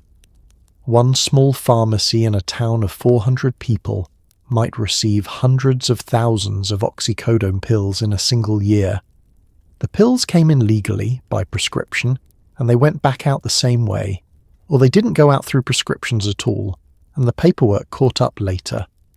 The distribution data made available through litigation is genuinely staggering to examine. In one county in West Virginia, over 80 million hydrocodone and oxycodone pills were distributed over a 10-year period, roughly 500 pills for every man, woman, and child in the county per year. This was not because the county had an unusual medical profile that required extraordinary opioid prescribing. It was because the supply chain that moved these pills from manufacturer to distributor, to pharmacy to patient, operated with insufficient oversight for far too long, and because the economic incentives at every link in that chain pointed in the same direction, toward moving more pills. The pill mills, clinics that existed primarily to write opioid prescriptions in volume with minimal medical justification, were concentrated particularly in Florida in the early years of the epidemic, before that state implemented prescription monitoring programs.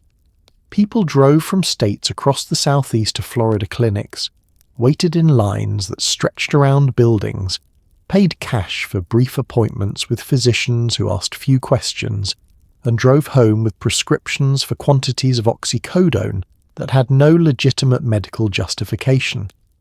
The quantities and the logistics were visible. The regulatory response was slow. In rural communities where the economic disruption of deindustrialization had eliminated many of the jobs, social structures, and sources of meaning that had organized community life, opioids spread through social networks with the efficiency that any substance spreads when it offers reliable relief from pain, whether physical or existential, and when the barriers to access are low. Prescription pills came first. When prescribing was eventually tightened, heroin came next as a cheaper substitute, and when fentanyl infiltrated the heroin supply, the overdose death rate escalated further. The geography of the epidemic is significant and not coincidental. The communities hit hardest were disproportionately rural, predominantly white, and economically distressed. This demographic profile affected how the epidemic was responded to. The response to crack cocaine in urban communities of colour in the 1980s had been primarily criminal and punitive. The response to opioid addiction in rural white communities was more often framed in medical and compassionate terms, a disparity that reflected racial inequity in how addiction is perceived and addressed, rather than any difference in the medical reality of the conditions involved. Here is the part of the story that tends to get left out when opioid addiction is discussed in political terms rather than medical ones. Addiction to opioids is not a failure of willpower. It is a predictable physiological response to a class of drugs that directly interact with the brain's reward and pain, signaling systems in ways that evolution absolutely did not prepare human beings to handle safely.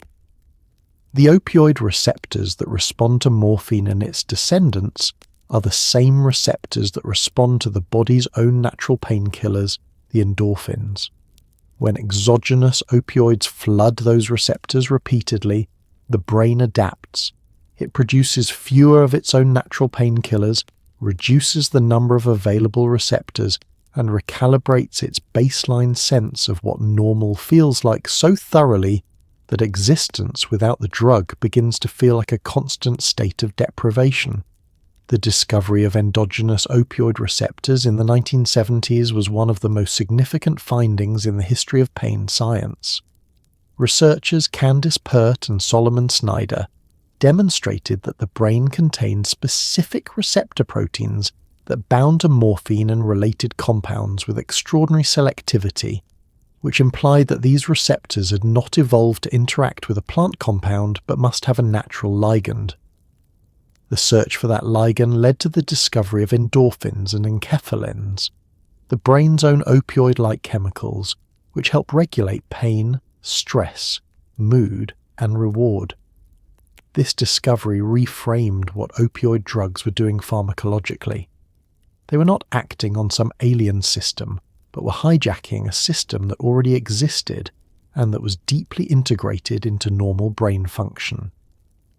The profound effects of opioids on pain, mood, and motivation made complete sense once you understood they were activating the same receptors the brain used to signal relief from pain, the pleasure of eating, the comfort of social connection, the reward of successful accomplishment.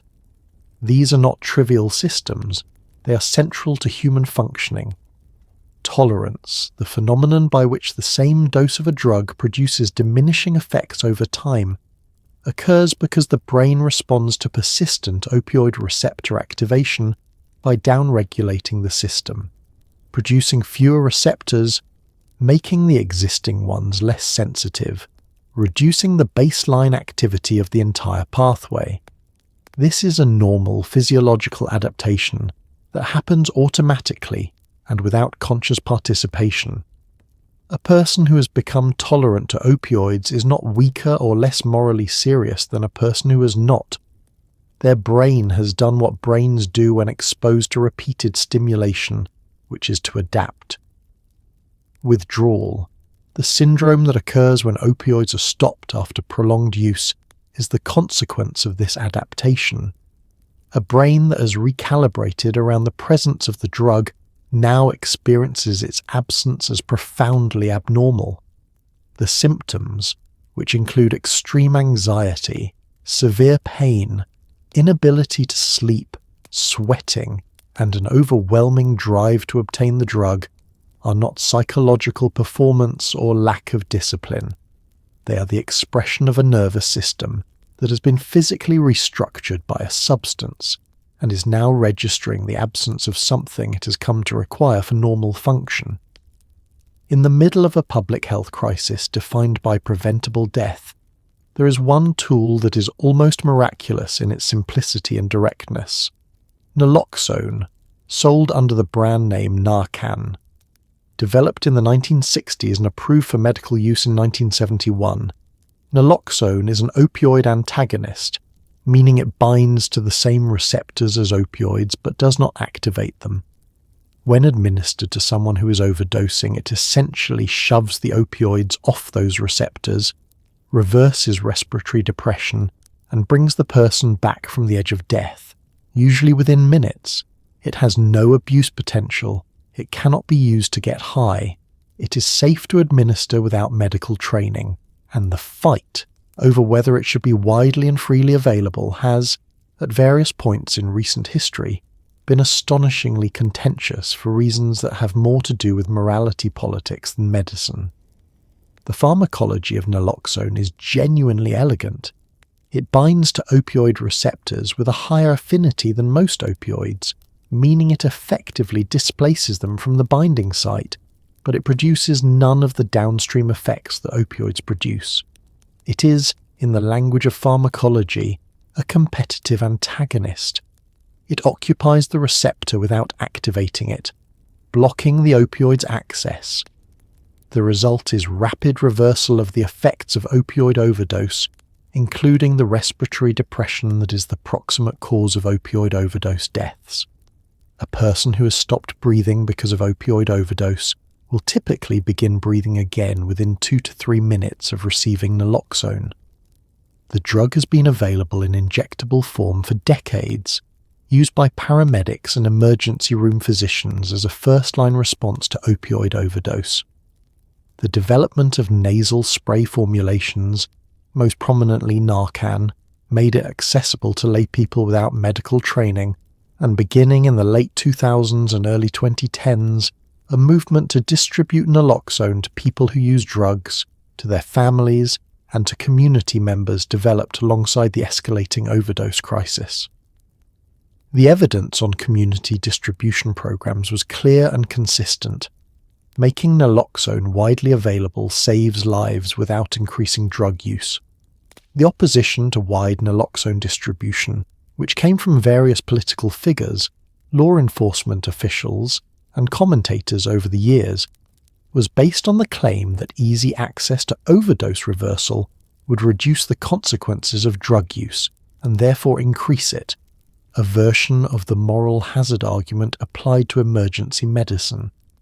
There is no reliable evidence supporting this claim, and there is substantial evidence against it. The same argument, applied to other categories of emergency medicine, would suggest that easily available defibrillators encourage people to ignore their cardiac health, which would strike most people as absurd. The special opprobrium applied to drug users by some critics of naloxone distribution is not a pharmacological position. It is a moral one, and it has cost lives. Naloxone does not cure addiction. It reverses overdoses. These different things, and the distinction matters. A person revived by naloxone still has the underlying condition that produced the overdose and needs treatment, support, and often significant social resources to address it. But a person who has died of an overdose has no further options. Naloxone buys time, and time is what treatment requires. If the first wave of the opioid epidemic was driven by prescription pills, and the second by heroin, the third arrived in the form of illicitly manufactured fentanyl infiltrating the drug supply in quantities and with a consistency that made the previous phases look almost manageable by comparison. Fentanyl is so potent that a lethal dose is invisible to the naked eye, approximately 2 milligrams, the size of a few grains of salt. When it began appearing as an adulterant in heroin, then as a substitute for heroin, then mixed into counterfeit pills designed to look like prescription opioids, and eventually pressed into virtually every category of street drug, the overdose death rate in the United States escalated in ways that the public health infrastructure simply could not keep pace with.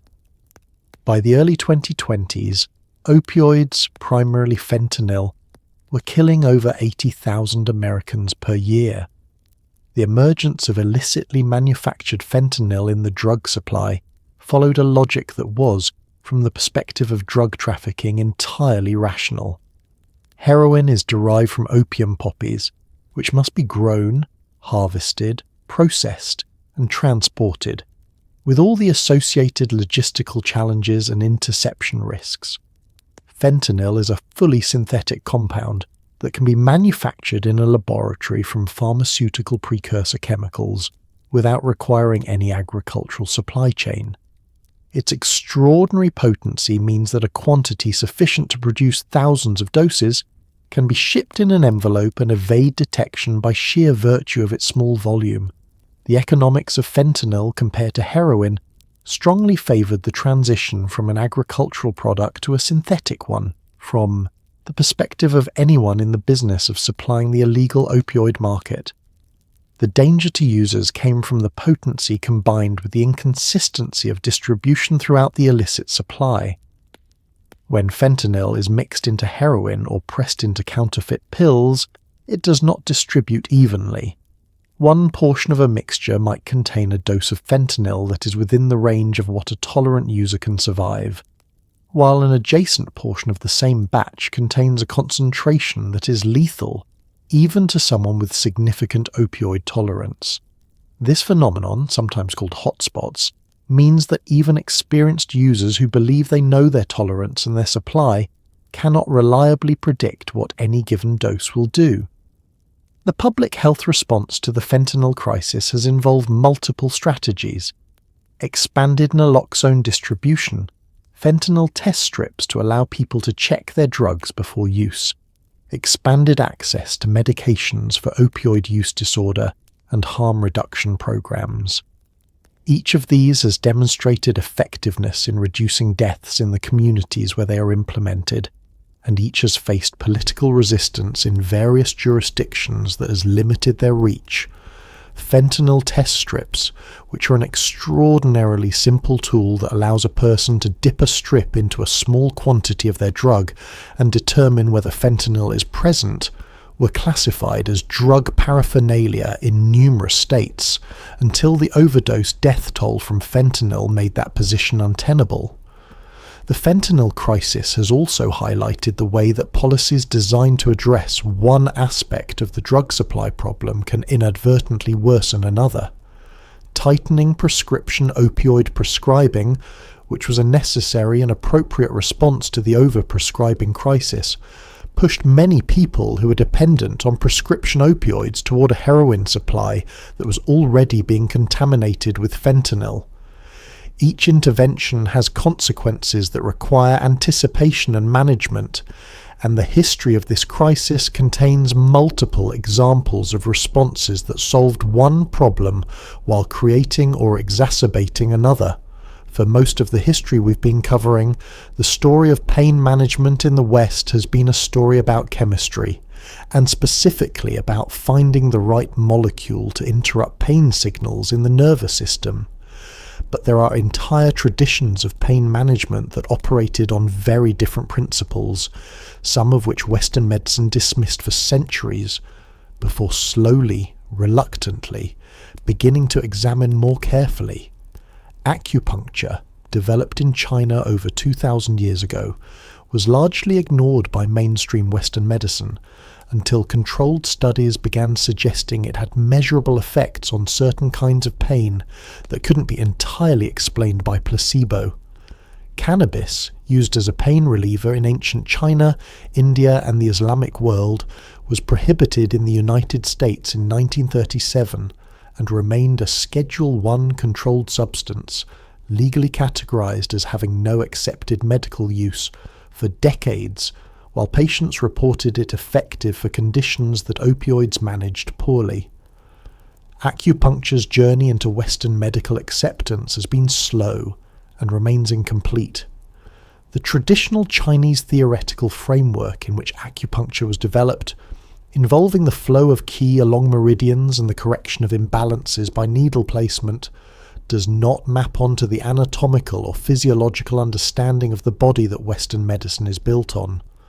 This mismatch made acupuncture easy to dismiss as prescientific from the perspective of a tradition that had, not unreasonably, learned to be skeptical of theoretical frameworks disconnected from demonstrable mechanism. The problem with this dismissal was that it treated theoretical framework and clinical outcome as the same question, when they are not. A treatment can have real effects on real patients by a real mechanism even if the theoretical explanation for why it works is wrong. Western medicine's own history contains numerous examples of this pattern. Controlled trials of acupuncture for various pain conditions have produced results that are complicated and frequently contested. Because blinding is genuinely difficult in acupuncture research, you cannot give a patient a pill that looks identical to the real one when the treatment involves needles, and the placebo response to needling procedures is itself substantial and clinically meaningful. What the evidence does support is that acupuncture produces measurable effects on certain pain conditions, particularly chronic pain, musculoskeletal pain, and headache, that are greater than no treatment and comparable in some trials to conventional treatments with more significant side effect profiles. Cannabis as pain medicine has a different arc. Prohibited, rediscovered, and now in the awkward middle position of being legal for medical use in many jurisdictions, prescribed or recommended by physicians, used by patients, and still classified at the federal level in the United States as having no accepted medical use. A legal contradiction that shapes research access, insurance coverage, and professional practice in ways that make evidence accumulation more difficult than it needs to be. The endocannabinoid system, discovered in the 1990s, provided a mechanistic framework for understanding why cannabis affects pain. The body's own cannabinoid receptors and endogenous cannabinoid ligands are involved in pain regulation, and plant-derived cannabinoids activate these same receptors. It is, in structure, almost exactly the story of endorphins and the opioid system, told in a different register. Ketamine was developed in the 1960s as a dissociative anesthetic, used extensively in veterinary medicine and in field conditions during the Vietnam War because it didn't suppress breathing the way other anesthetics did. It also caused hallucinations at sub-anesthetic doses, which made it popular at raves in the 1990s and landed it on the controlled substances list. And then, in the early 2000s, researchers began noticing something unexpected. Ketamine appeared to rapidly relieve treatment-resistant depression, sometimes within hours of a single infusion, through a mechanism completely different from any existing antidepressant. It also showed promise for chronic pain conditions that had resisted other treatments. A drug that had been written off as a club drug was quietly becoming one of the more interesting pharmacological tools in medicine's increasingly complicated arsenal. Ketamine's primary mechanism of action is as an NMDA receptor antagonist, blocking a type of glutamate receptor that is involved in both pain processing and mood regulation. This mechanism is distinct from both opioids and traditional antidepressants, which made it scientifically interesting precisely because it represented a novel pathway. If ketamine worked through a different mechanism than existing treatments, it might help patients for whom existing treatments had failed.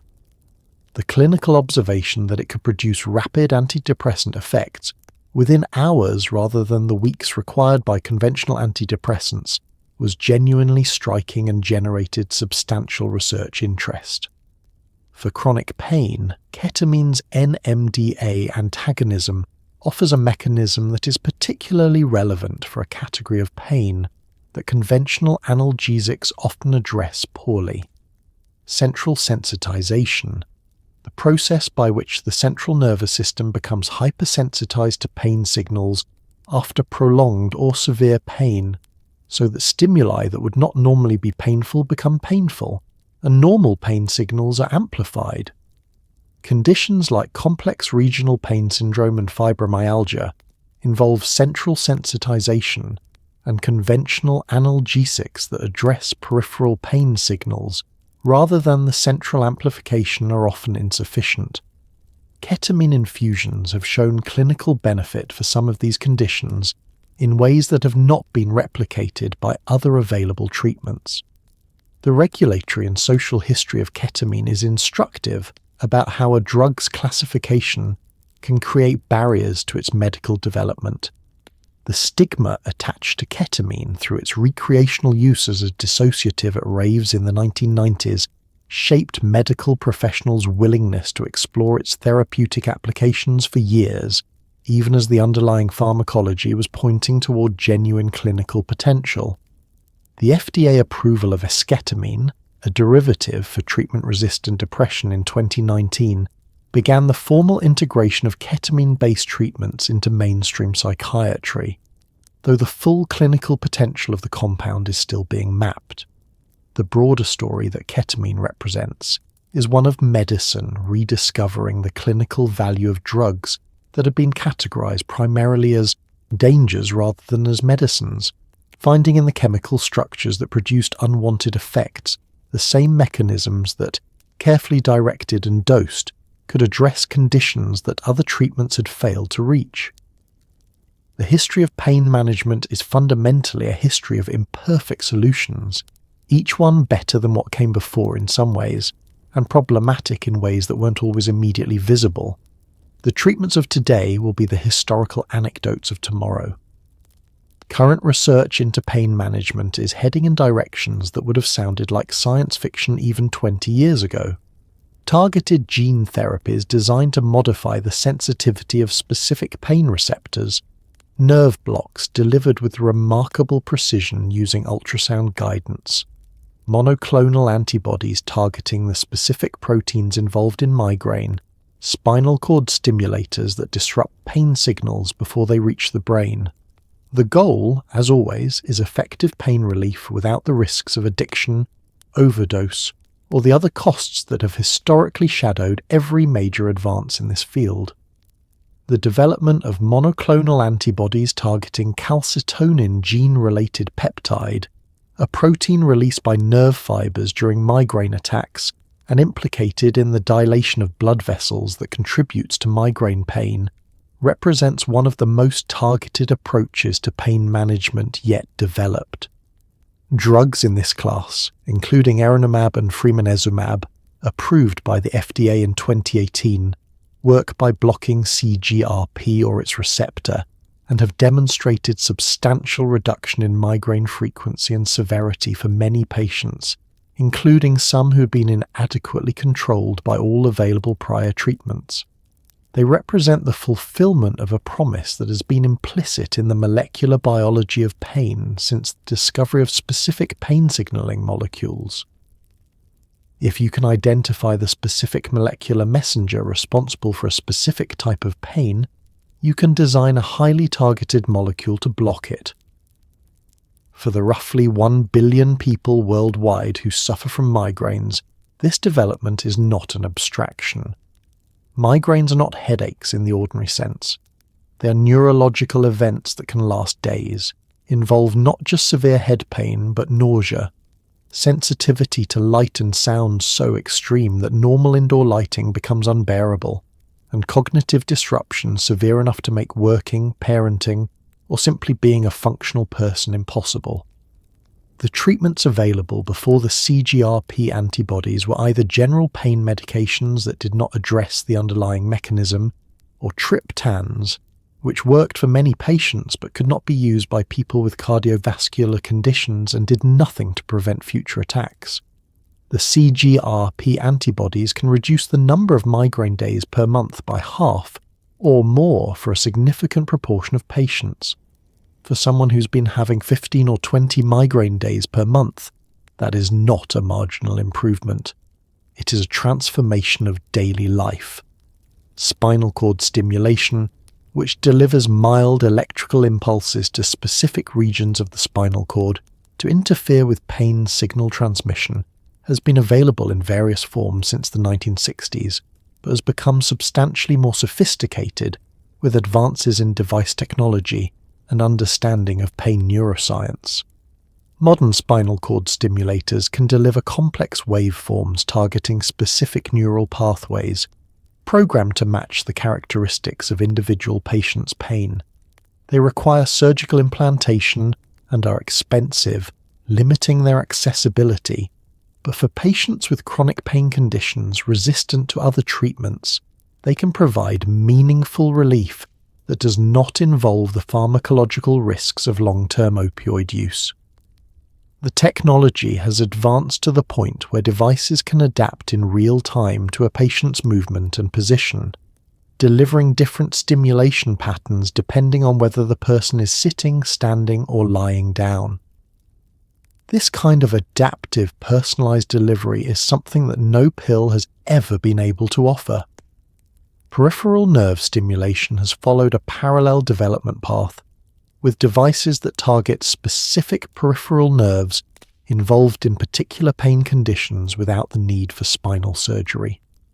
Occipital nerve stimulators for chronic migraine and cluster headache, devices targeting the genicular nerves for knee pain, intercostal nerve stimulators for post-surgical chest pain. Each represents a narrowing of the therapeutic intervention to the specific neural pathway responsible for the specific pain, reducing the systemic effects that make systemic pharmacotherapy so complicated. Gene therapy approaches to pain are still largely in research phases, but represent a conceptually different category of intervention. Rather than blocking pain signals pharmacologically, modifying the genes that determine the sensitivity of pain receptors themselves. Clinical trials using viral vectors to deliver genetic material that reduces the expression of specific pain receptors in sensory neurons are ongoing, with early results suggesting the approach is feasible and potentially effective for certain categories of chronic pain. The theoretical advantage is specificity and duration. A gene therapy that reduces the sensitivity of the receptors responsible for a specific kind of pain could provide lasting relief without the tolerance and dependency risks of pharmacological treatments. Unlike a drug that needs to be taken continuously and whose effects wear off as tolerance develops, a gene therapy could in principle produce a lasting change in how pain signals are generated. Research into the sodium channel Nav1.7, which is expressed in pain-sensing neurons and which is absent or non-functional in people with a rare genetic condition called congenital insensitivity to pain, has generated substantial interest as a therapeutic target. People without functional Nav1.7 feel no pain whatsoever, which sounds appealing until you consider that pain serves the vital function of warning the body of damage. People with congenital insensitivity to pain frequently sustain serious injuries without realizing it, have shortened life expectancies, and require constant vigilance about physical damage that pain would normally signal. Blocking Nav1.7 partially, reducing rather than eliminating pain signaling in a specific context, is the target. Sufficient relief for pathological pain without eliminating the protective function of normal pain. Several pharmaceutical companies have advanced Nav1.7 inhibitors into clinical trials, with mixed results so far, but the target remains one of the most actively pursued in pain research. Every generation of pain medicine has believed, at least briefly, that it was close to solving the fundamental problem. how to relieve human suffering without causing new forms of it. Every generation has been partially right and partially wrong about where the solution lay. The current generation has more tools, more mechanistic understanding, and more hard-won knowledge about the ways that well-intentioned pharmaceutical interventions can go wrong than any previous one. The researchers working on the next generation of pain treatments are doing so in the shadow of the opioid epidemic, with an awareness of what happens when a treatment is deployed at scale before its risks are fully characterized. Whether that accumulated wisdom will be sufficient to make the next advances genuinely safer than the last ones is genuinely an open question. But the question is at least being asked more loudly and more seriously than it was in 1995. The Sumerians who grew the joy plant in the Fertile Crescent 4,000 years ago, and the researchers running NaV 1.7 inhibitor trials today are separated by everything: time, culture, technology, and understanding of how the human body works. What connects them is the same problem, sitting in the same place it has always sat, in the body of a person who is hurting and looking for relief. The tools change, the need does not. Pain is not only a medical problem, it is a philosophical one, a cultural one, and in some ways the most fundamental human experience. The thing that tells us the body is in trouble, that warns us away from danger, that in its chronic and severe forms can reduce a full human life to the project of simply getting through the next hour. Different cultures have understood and responded to pain differently. Some have treated its endurance as spiritually meaningful, a test of character, or a form of purification. Others have treated its relief as a fundamental obligation of medicine and of society. The modern world occupies a complicated middle ground. We have more tools to manage pain than any previous era, and we have simultaneously created new categories of suffering through the mismanagement of those tools, leaving millions of people undertreated for legitimate pain, while others have been harmed by overtreatment. The philosophical traditions of pain's meaning are varied and frequently contradictory, and understanding them matters because they shape, more than most people realize, the practical decisions made by physicians, policymakers, and patients about when pain should be treated, how aggressively, and at what cost. The Stoic tradition, influential in Roman culture, held that pain was an external condition that could not touch the inner self of the wise person who understood its true nature, a transient physical experience with no permanent significance to one's character or worth. This was not a counsel to ignore pain or avoid its treatment, but an attitude toward pain that was meant to prevent it from dominating one's experience entirely. Marcus Aurelius, who was reportedly taking daily doses of theriac for his own health complaints while writing the Meditations, managed to produce a philosophical text urging equanimity in the face of physical suffering.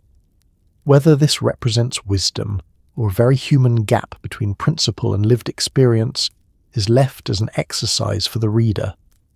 Christian traditions added layers of meaning that the Stoics had not contemplated. Christ's suffering on the cross gave suffering a redemptive significance that it had not had in purely secular frameworks.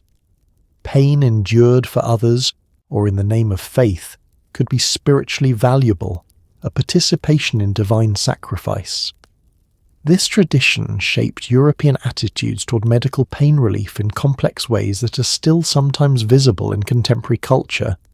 It made some suffering seem meaningful in ways that could militate against its being treated, while simultaneously making the relief of suffering a charitable imperative. The tension between these two positions, pain as spiritually meaningful versus pain as something to be actively relieved, runs through medieval and early modern medicine in ways that are still detectable in certain corners of contemporary discourse about whether it is appropriate to want to feel less pain. Eastern philosophical traditions, particularly Buddhism and Taoism, approached pain differently again.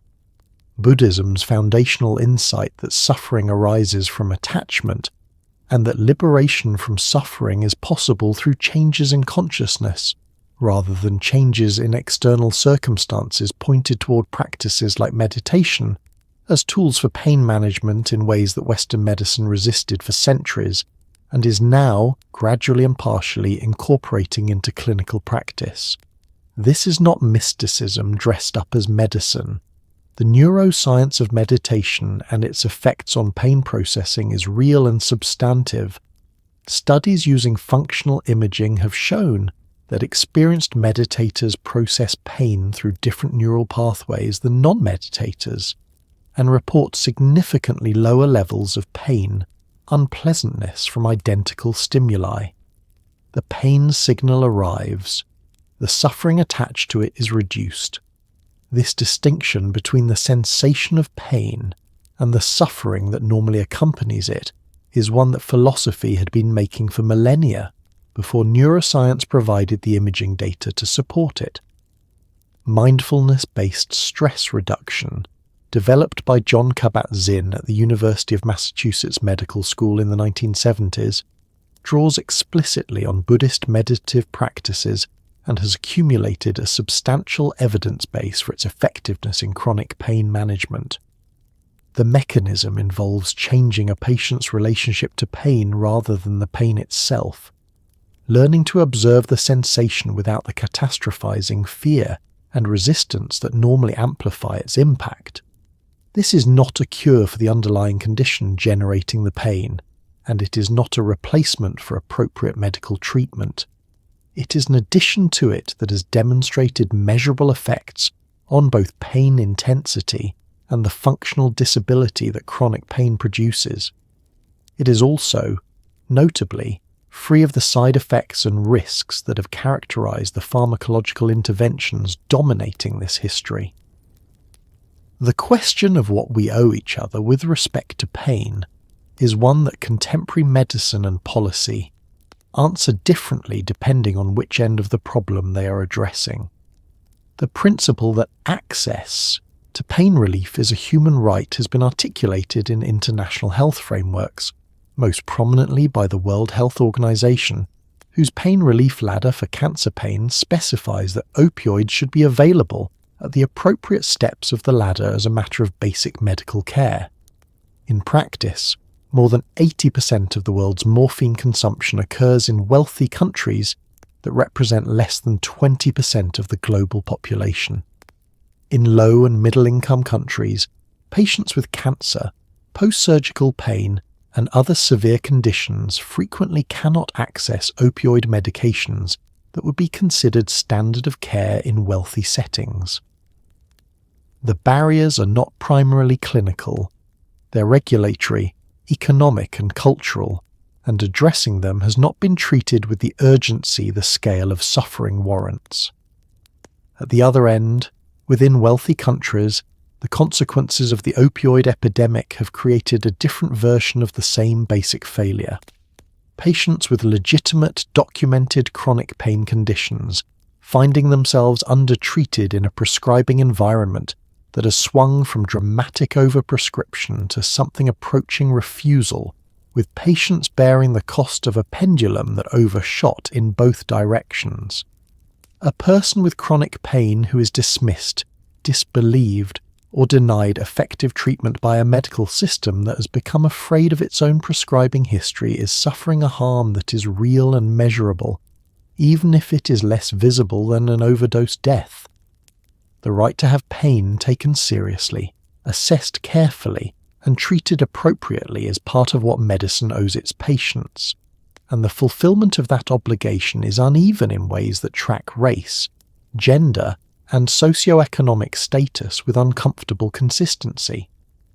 Women are undertreated for pain relative to men across multiple conditions and settings, a disparity that has been documented in emergency medicine, chronic pain management and post-surgical care, and that reflects a cultural tendency to attribute women's pain to psychological rather than physical causes that predates modern medicine by several centuries. Black patients in the United States receive less pain medication than white patients with equivalent conditions, a disparity rooted in false beliefs about biological differences in pain sensitivity that have no scientific basis and a long and troubling history. These are not peripheral issues in the history of painkillers. They are central to it, because the story of who gets adequate pain relief and who does not has never been purely a story of pharmacology. What the philosophy of pain ultimately demands is that we take seriously both halves of the problem: the suffering of people in pain who need effective treatment, and the suffering caused when treatments for pain are themselves sources of harm. These two imperatives are sometimes in tension, and navigating that tension requires more than good chemistry. It requires justice, attention, and the willingness to hold the complexity of a problem that has been with us as long as we have been capable of hurting. There is no clean resolution to the history of painkillers, no final chapter where medicine figures out the perfect approach and everyone stops suffering in complicated ways. Where we stand today is at the intersection of several overlapping crises and several genuine advances, trying to hold both things at once. Physicians in the United States prescribe opioids far more cautiously than they did in the early 2000s, which has reduced some categories of harm but has also left a significant number of patients with legitimate chronic pain conditions undertreated, dismissed, or in some cases actively denied medication they need, because the culture around opioid prescribing shifted faster than the science of alternative pain management could fill the gap. Meanwhile, the illicit drug supply continues to evolve, the overdose death toll remains catastrophically high, and the research into better options continues at a pace that feels too slow to everyone who is either in pain or watching someone they love try to survive one. The contemporary landscape of pain management contains genuine reasons for cautious optimism. The evidence base for non-opioid and non-pharmacological approaches to pain has grown substantially over the last 2 decades. Cognitive behavioral therapy for chronic pain, which works by addressing the thought patterns and behavioral responses that amplify pain's impact on daily functioning, has accumulated strong evidence across multiple conditions. Mindfulness-based interventions have demonstrated measurable effects. Physical therapy and graded exercise, when appropriately matched to the patient's condition, can produce lasting improvements in both pain levels and functional capacity. Multidisciplinary pain programs, which combine medical, psychological, and physical approaches in coordinated treatment, consistently produce better outcomes for complex chronic pain than any single modality approach. The recognition that chronic pain is not simply an experience to be chemically suppressed, but a complex biopsychosocial condition requiring comprehensive treatment, represents a genuine maturation of the field's understanding, even if translating that understanding into widely accessible clinical practice remains a work in progress. The medications for opioid use disorder, primarily buprenorphine and methadone, are the most effective treatments available for opioid addiction by every measure. They reduce overdose mortality, reduce illicit drug use, improve social functioning, and reduce the transmission of blood-borne infections among people who inject drugs. The evidence supporting their use is as strong as the evidence supporting any treatment in medicine. The barriers to these treatments are not pharmacological but political and social. Federal regulations that until recently required special licensing to prescribe buprenorphine, limiting the number of physicians who could offer it. Stigma within healthcare settings that leads some providers to treat patients seeking medication for opioid use disorder as less deserving of care than patients with other medical conditions. Limited availability in rural areas and in correctional facilities where opioid use disorder is prevalent, and insurance coverage restrictions that make treatment inaccessible for uninsured or underinsured patients. Each of these barriers is a policy choice that could be changed, and each represents a decision, whether deliberate or by default, to allow preventable deaths to continue. The fentanyl crisis, which is ongoing as of the mid-2020s, has required harm reduction approaches that were once considered too controversial for mainstream public health acceptance, and are now being adopted by municipalities, states, and federal agencies with a speed that reflects the urgency of the death toll. Naloxone distribution programs have expanded dramatically, and the evidence that they save lives without increasing drug use has become sufficient to move even some initially skeptical policymakers. Fentanyl test strips, once classified as drug paraphernalia in much of the United States, have been legalized in most states. Safe supply programs, which provide pharmaceutical-grade opioids to people with opioid use disorder to reduce exposure to the contaminated illicit supply, have been implemented in Canada and are under pilot evaluation in some American jurisdictions.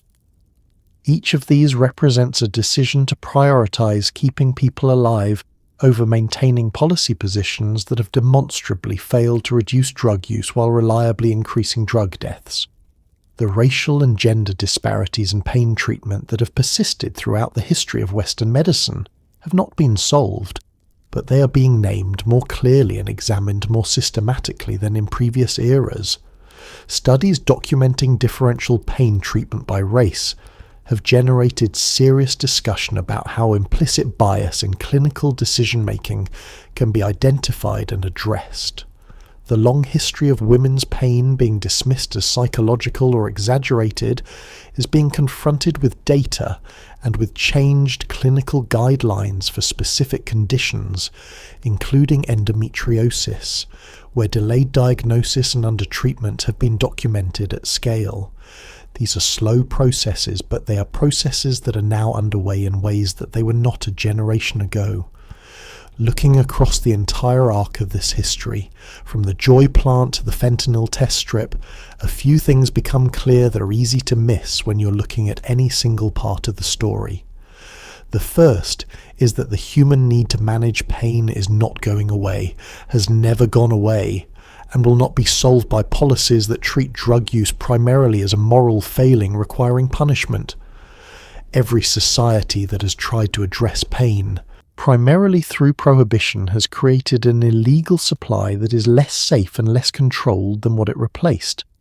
The second is that every genuinely effective treatment for pain has come with costs that were not fully anticipated, and the correct response to this pattern is not to stop developing new treatments, but to evaluate and monitor them more carefully, with fewer commercial conflicts of interest shaping the information available to prescribers and patients.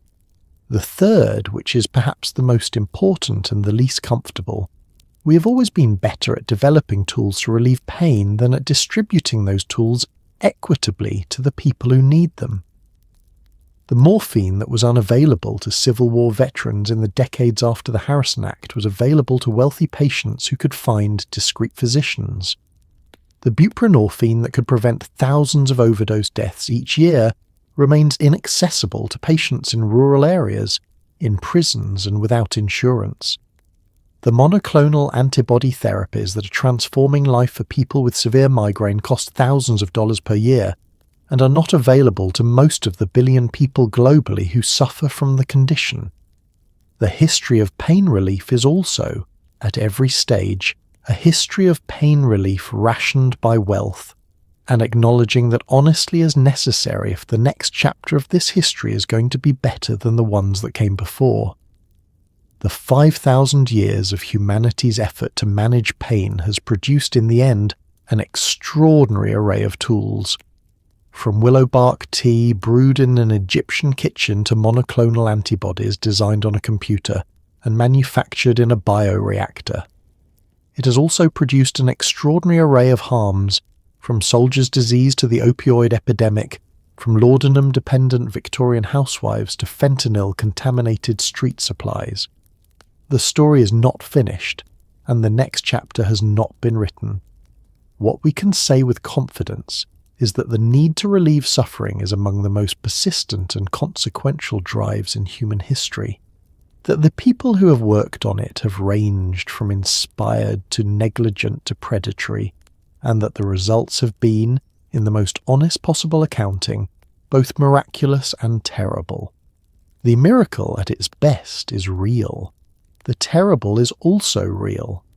Holding both truths, without letting either one obscure the other, is the task of anyone who wants to understand what we have done in the name of taking away pain, and what we still need to do.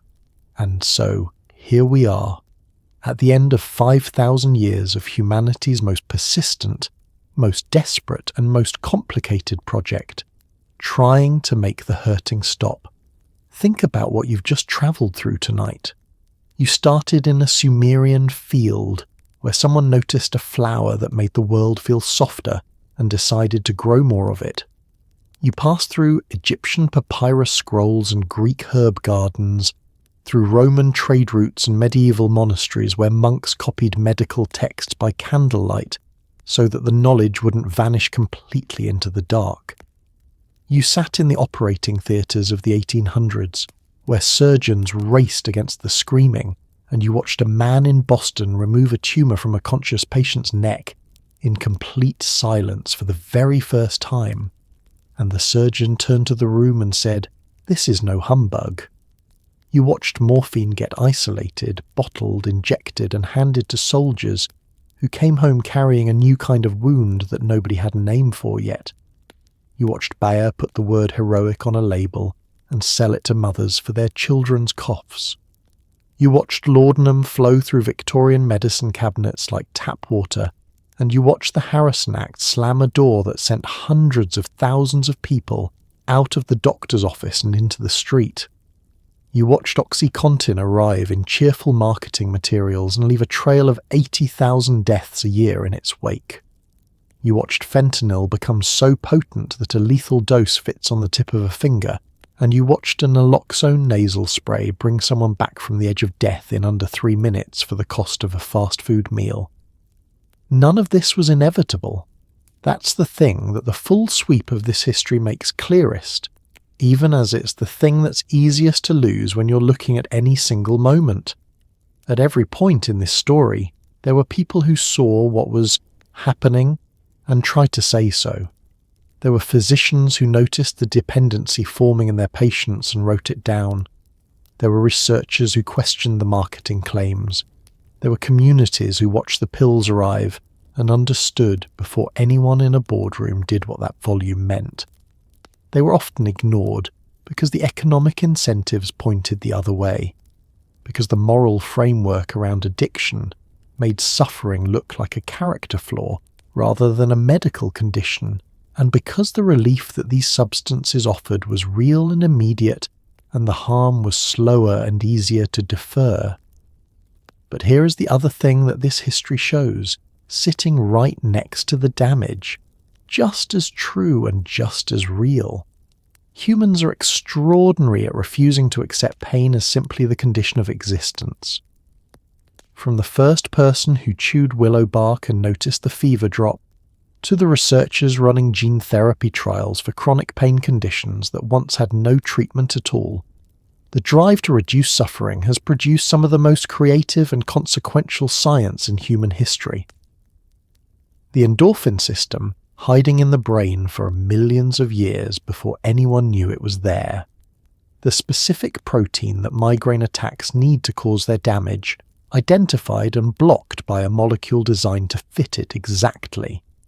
5,000 years of accumulated observation, failure, recovery and refinement, all in the service of the same basic hope, that the person who is hurting might hurt a little less. The people who didn't have what we have, the soldier biting the leather strap, the woman drinking laudanum because nothing else was offered, the child who received what she was given without anyone asking whether it was safe. They were not weaker than us. They were living in the era they were given, with the tools it contained, doing what people have always done, which is endure and adapt and try to find the next thing that might help. Tonight, if you are lying somewhere comfortable, if your body is not asking anything terrible of you right now, if you're simply tired in the ordinary and blameless way of someone who got through another day, that is not nothing. The absence of serious pain is one of the quietest gifts a human life can contain, and it is genuinely invisible until it's gone.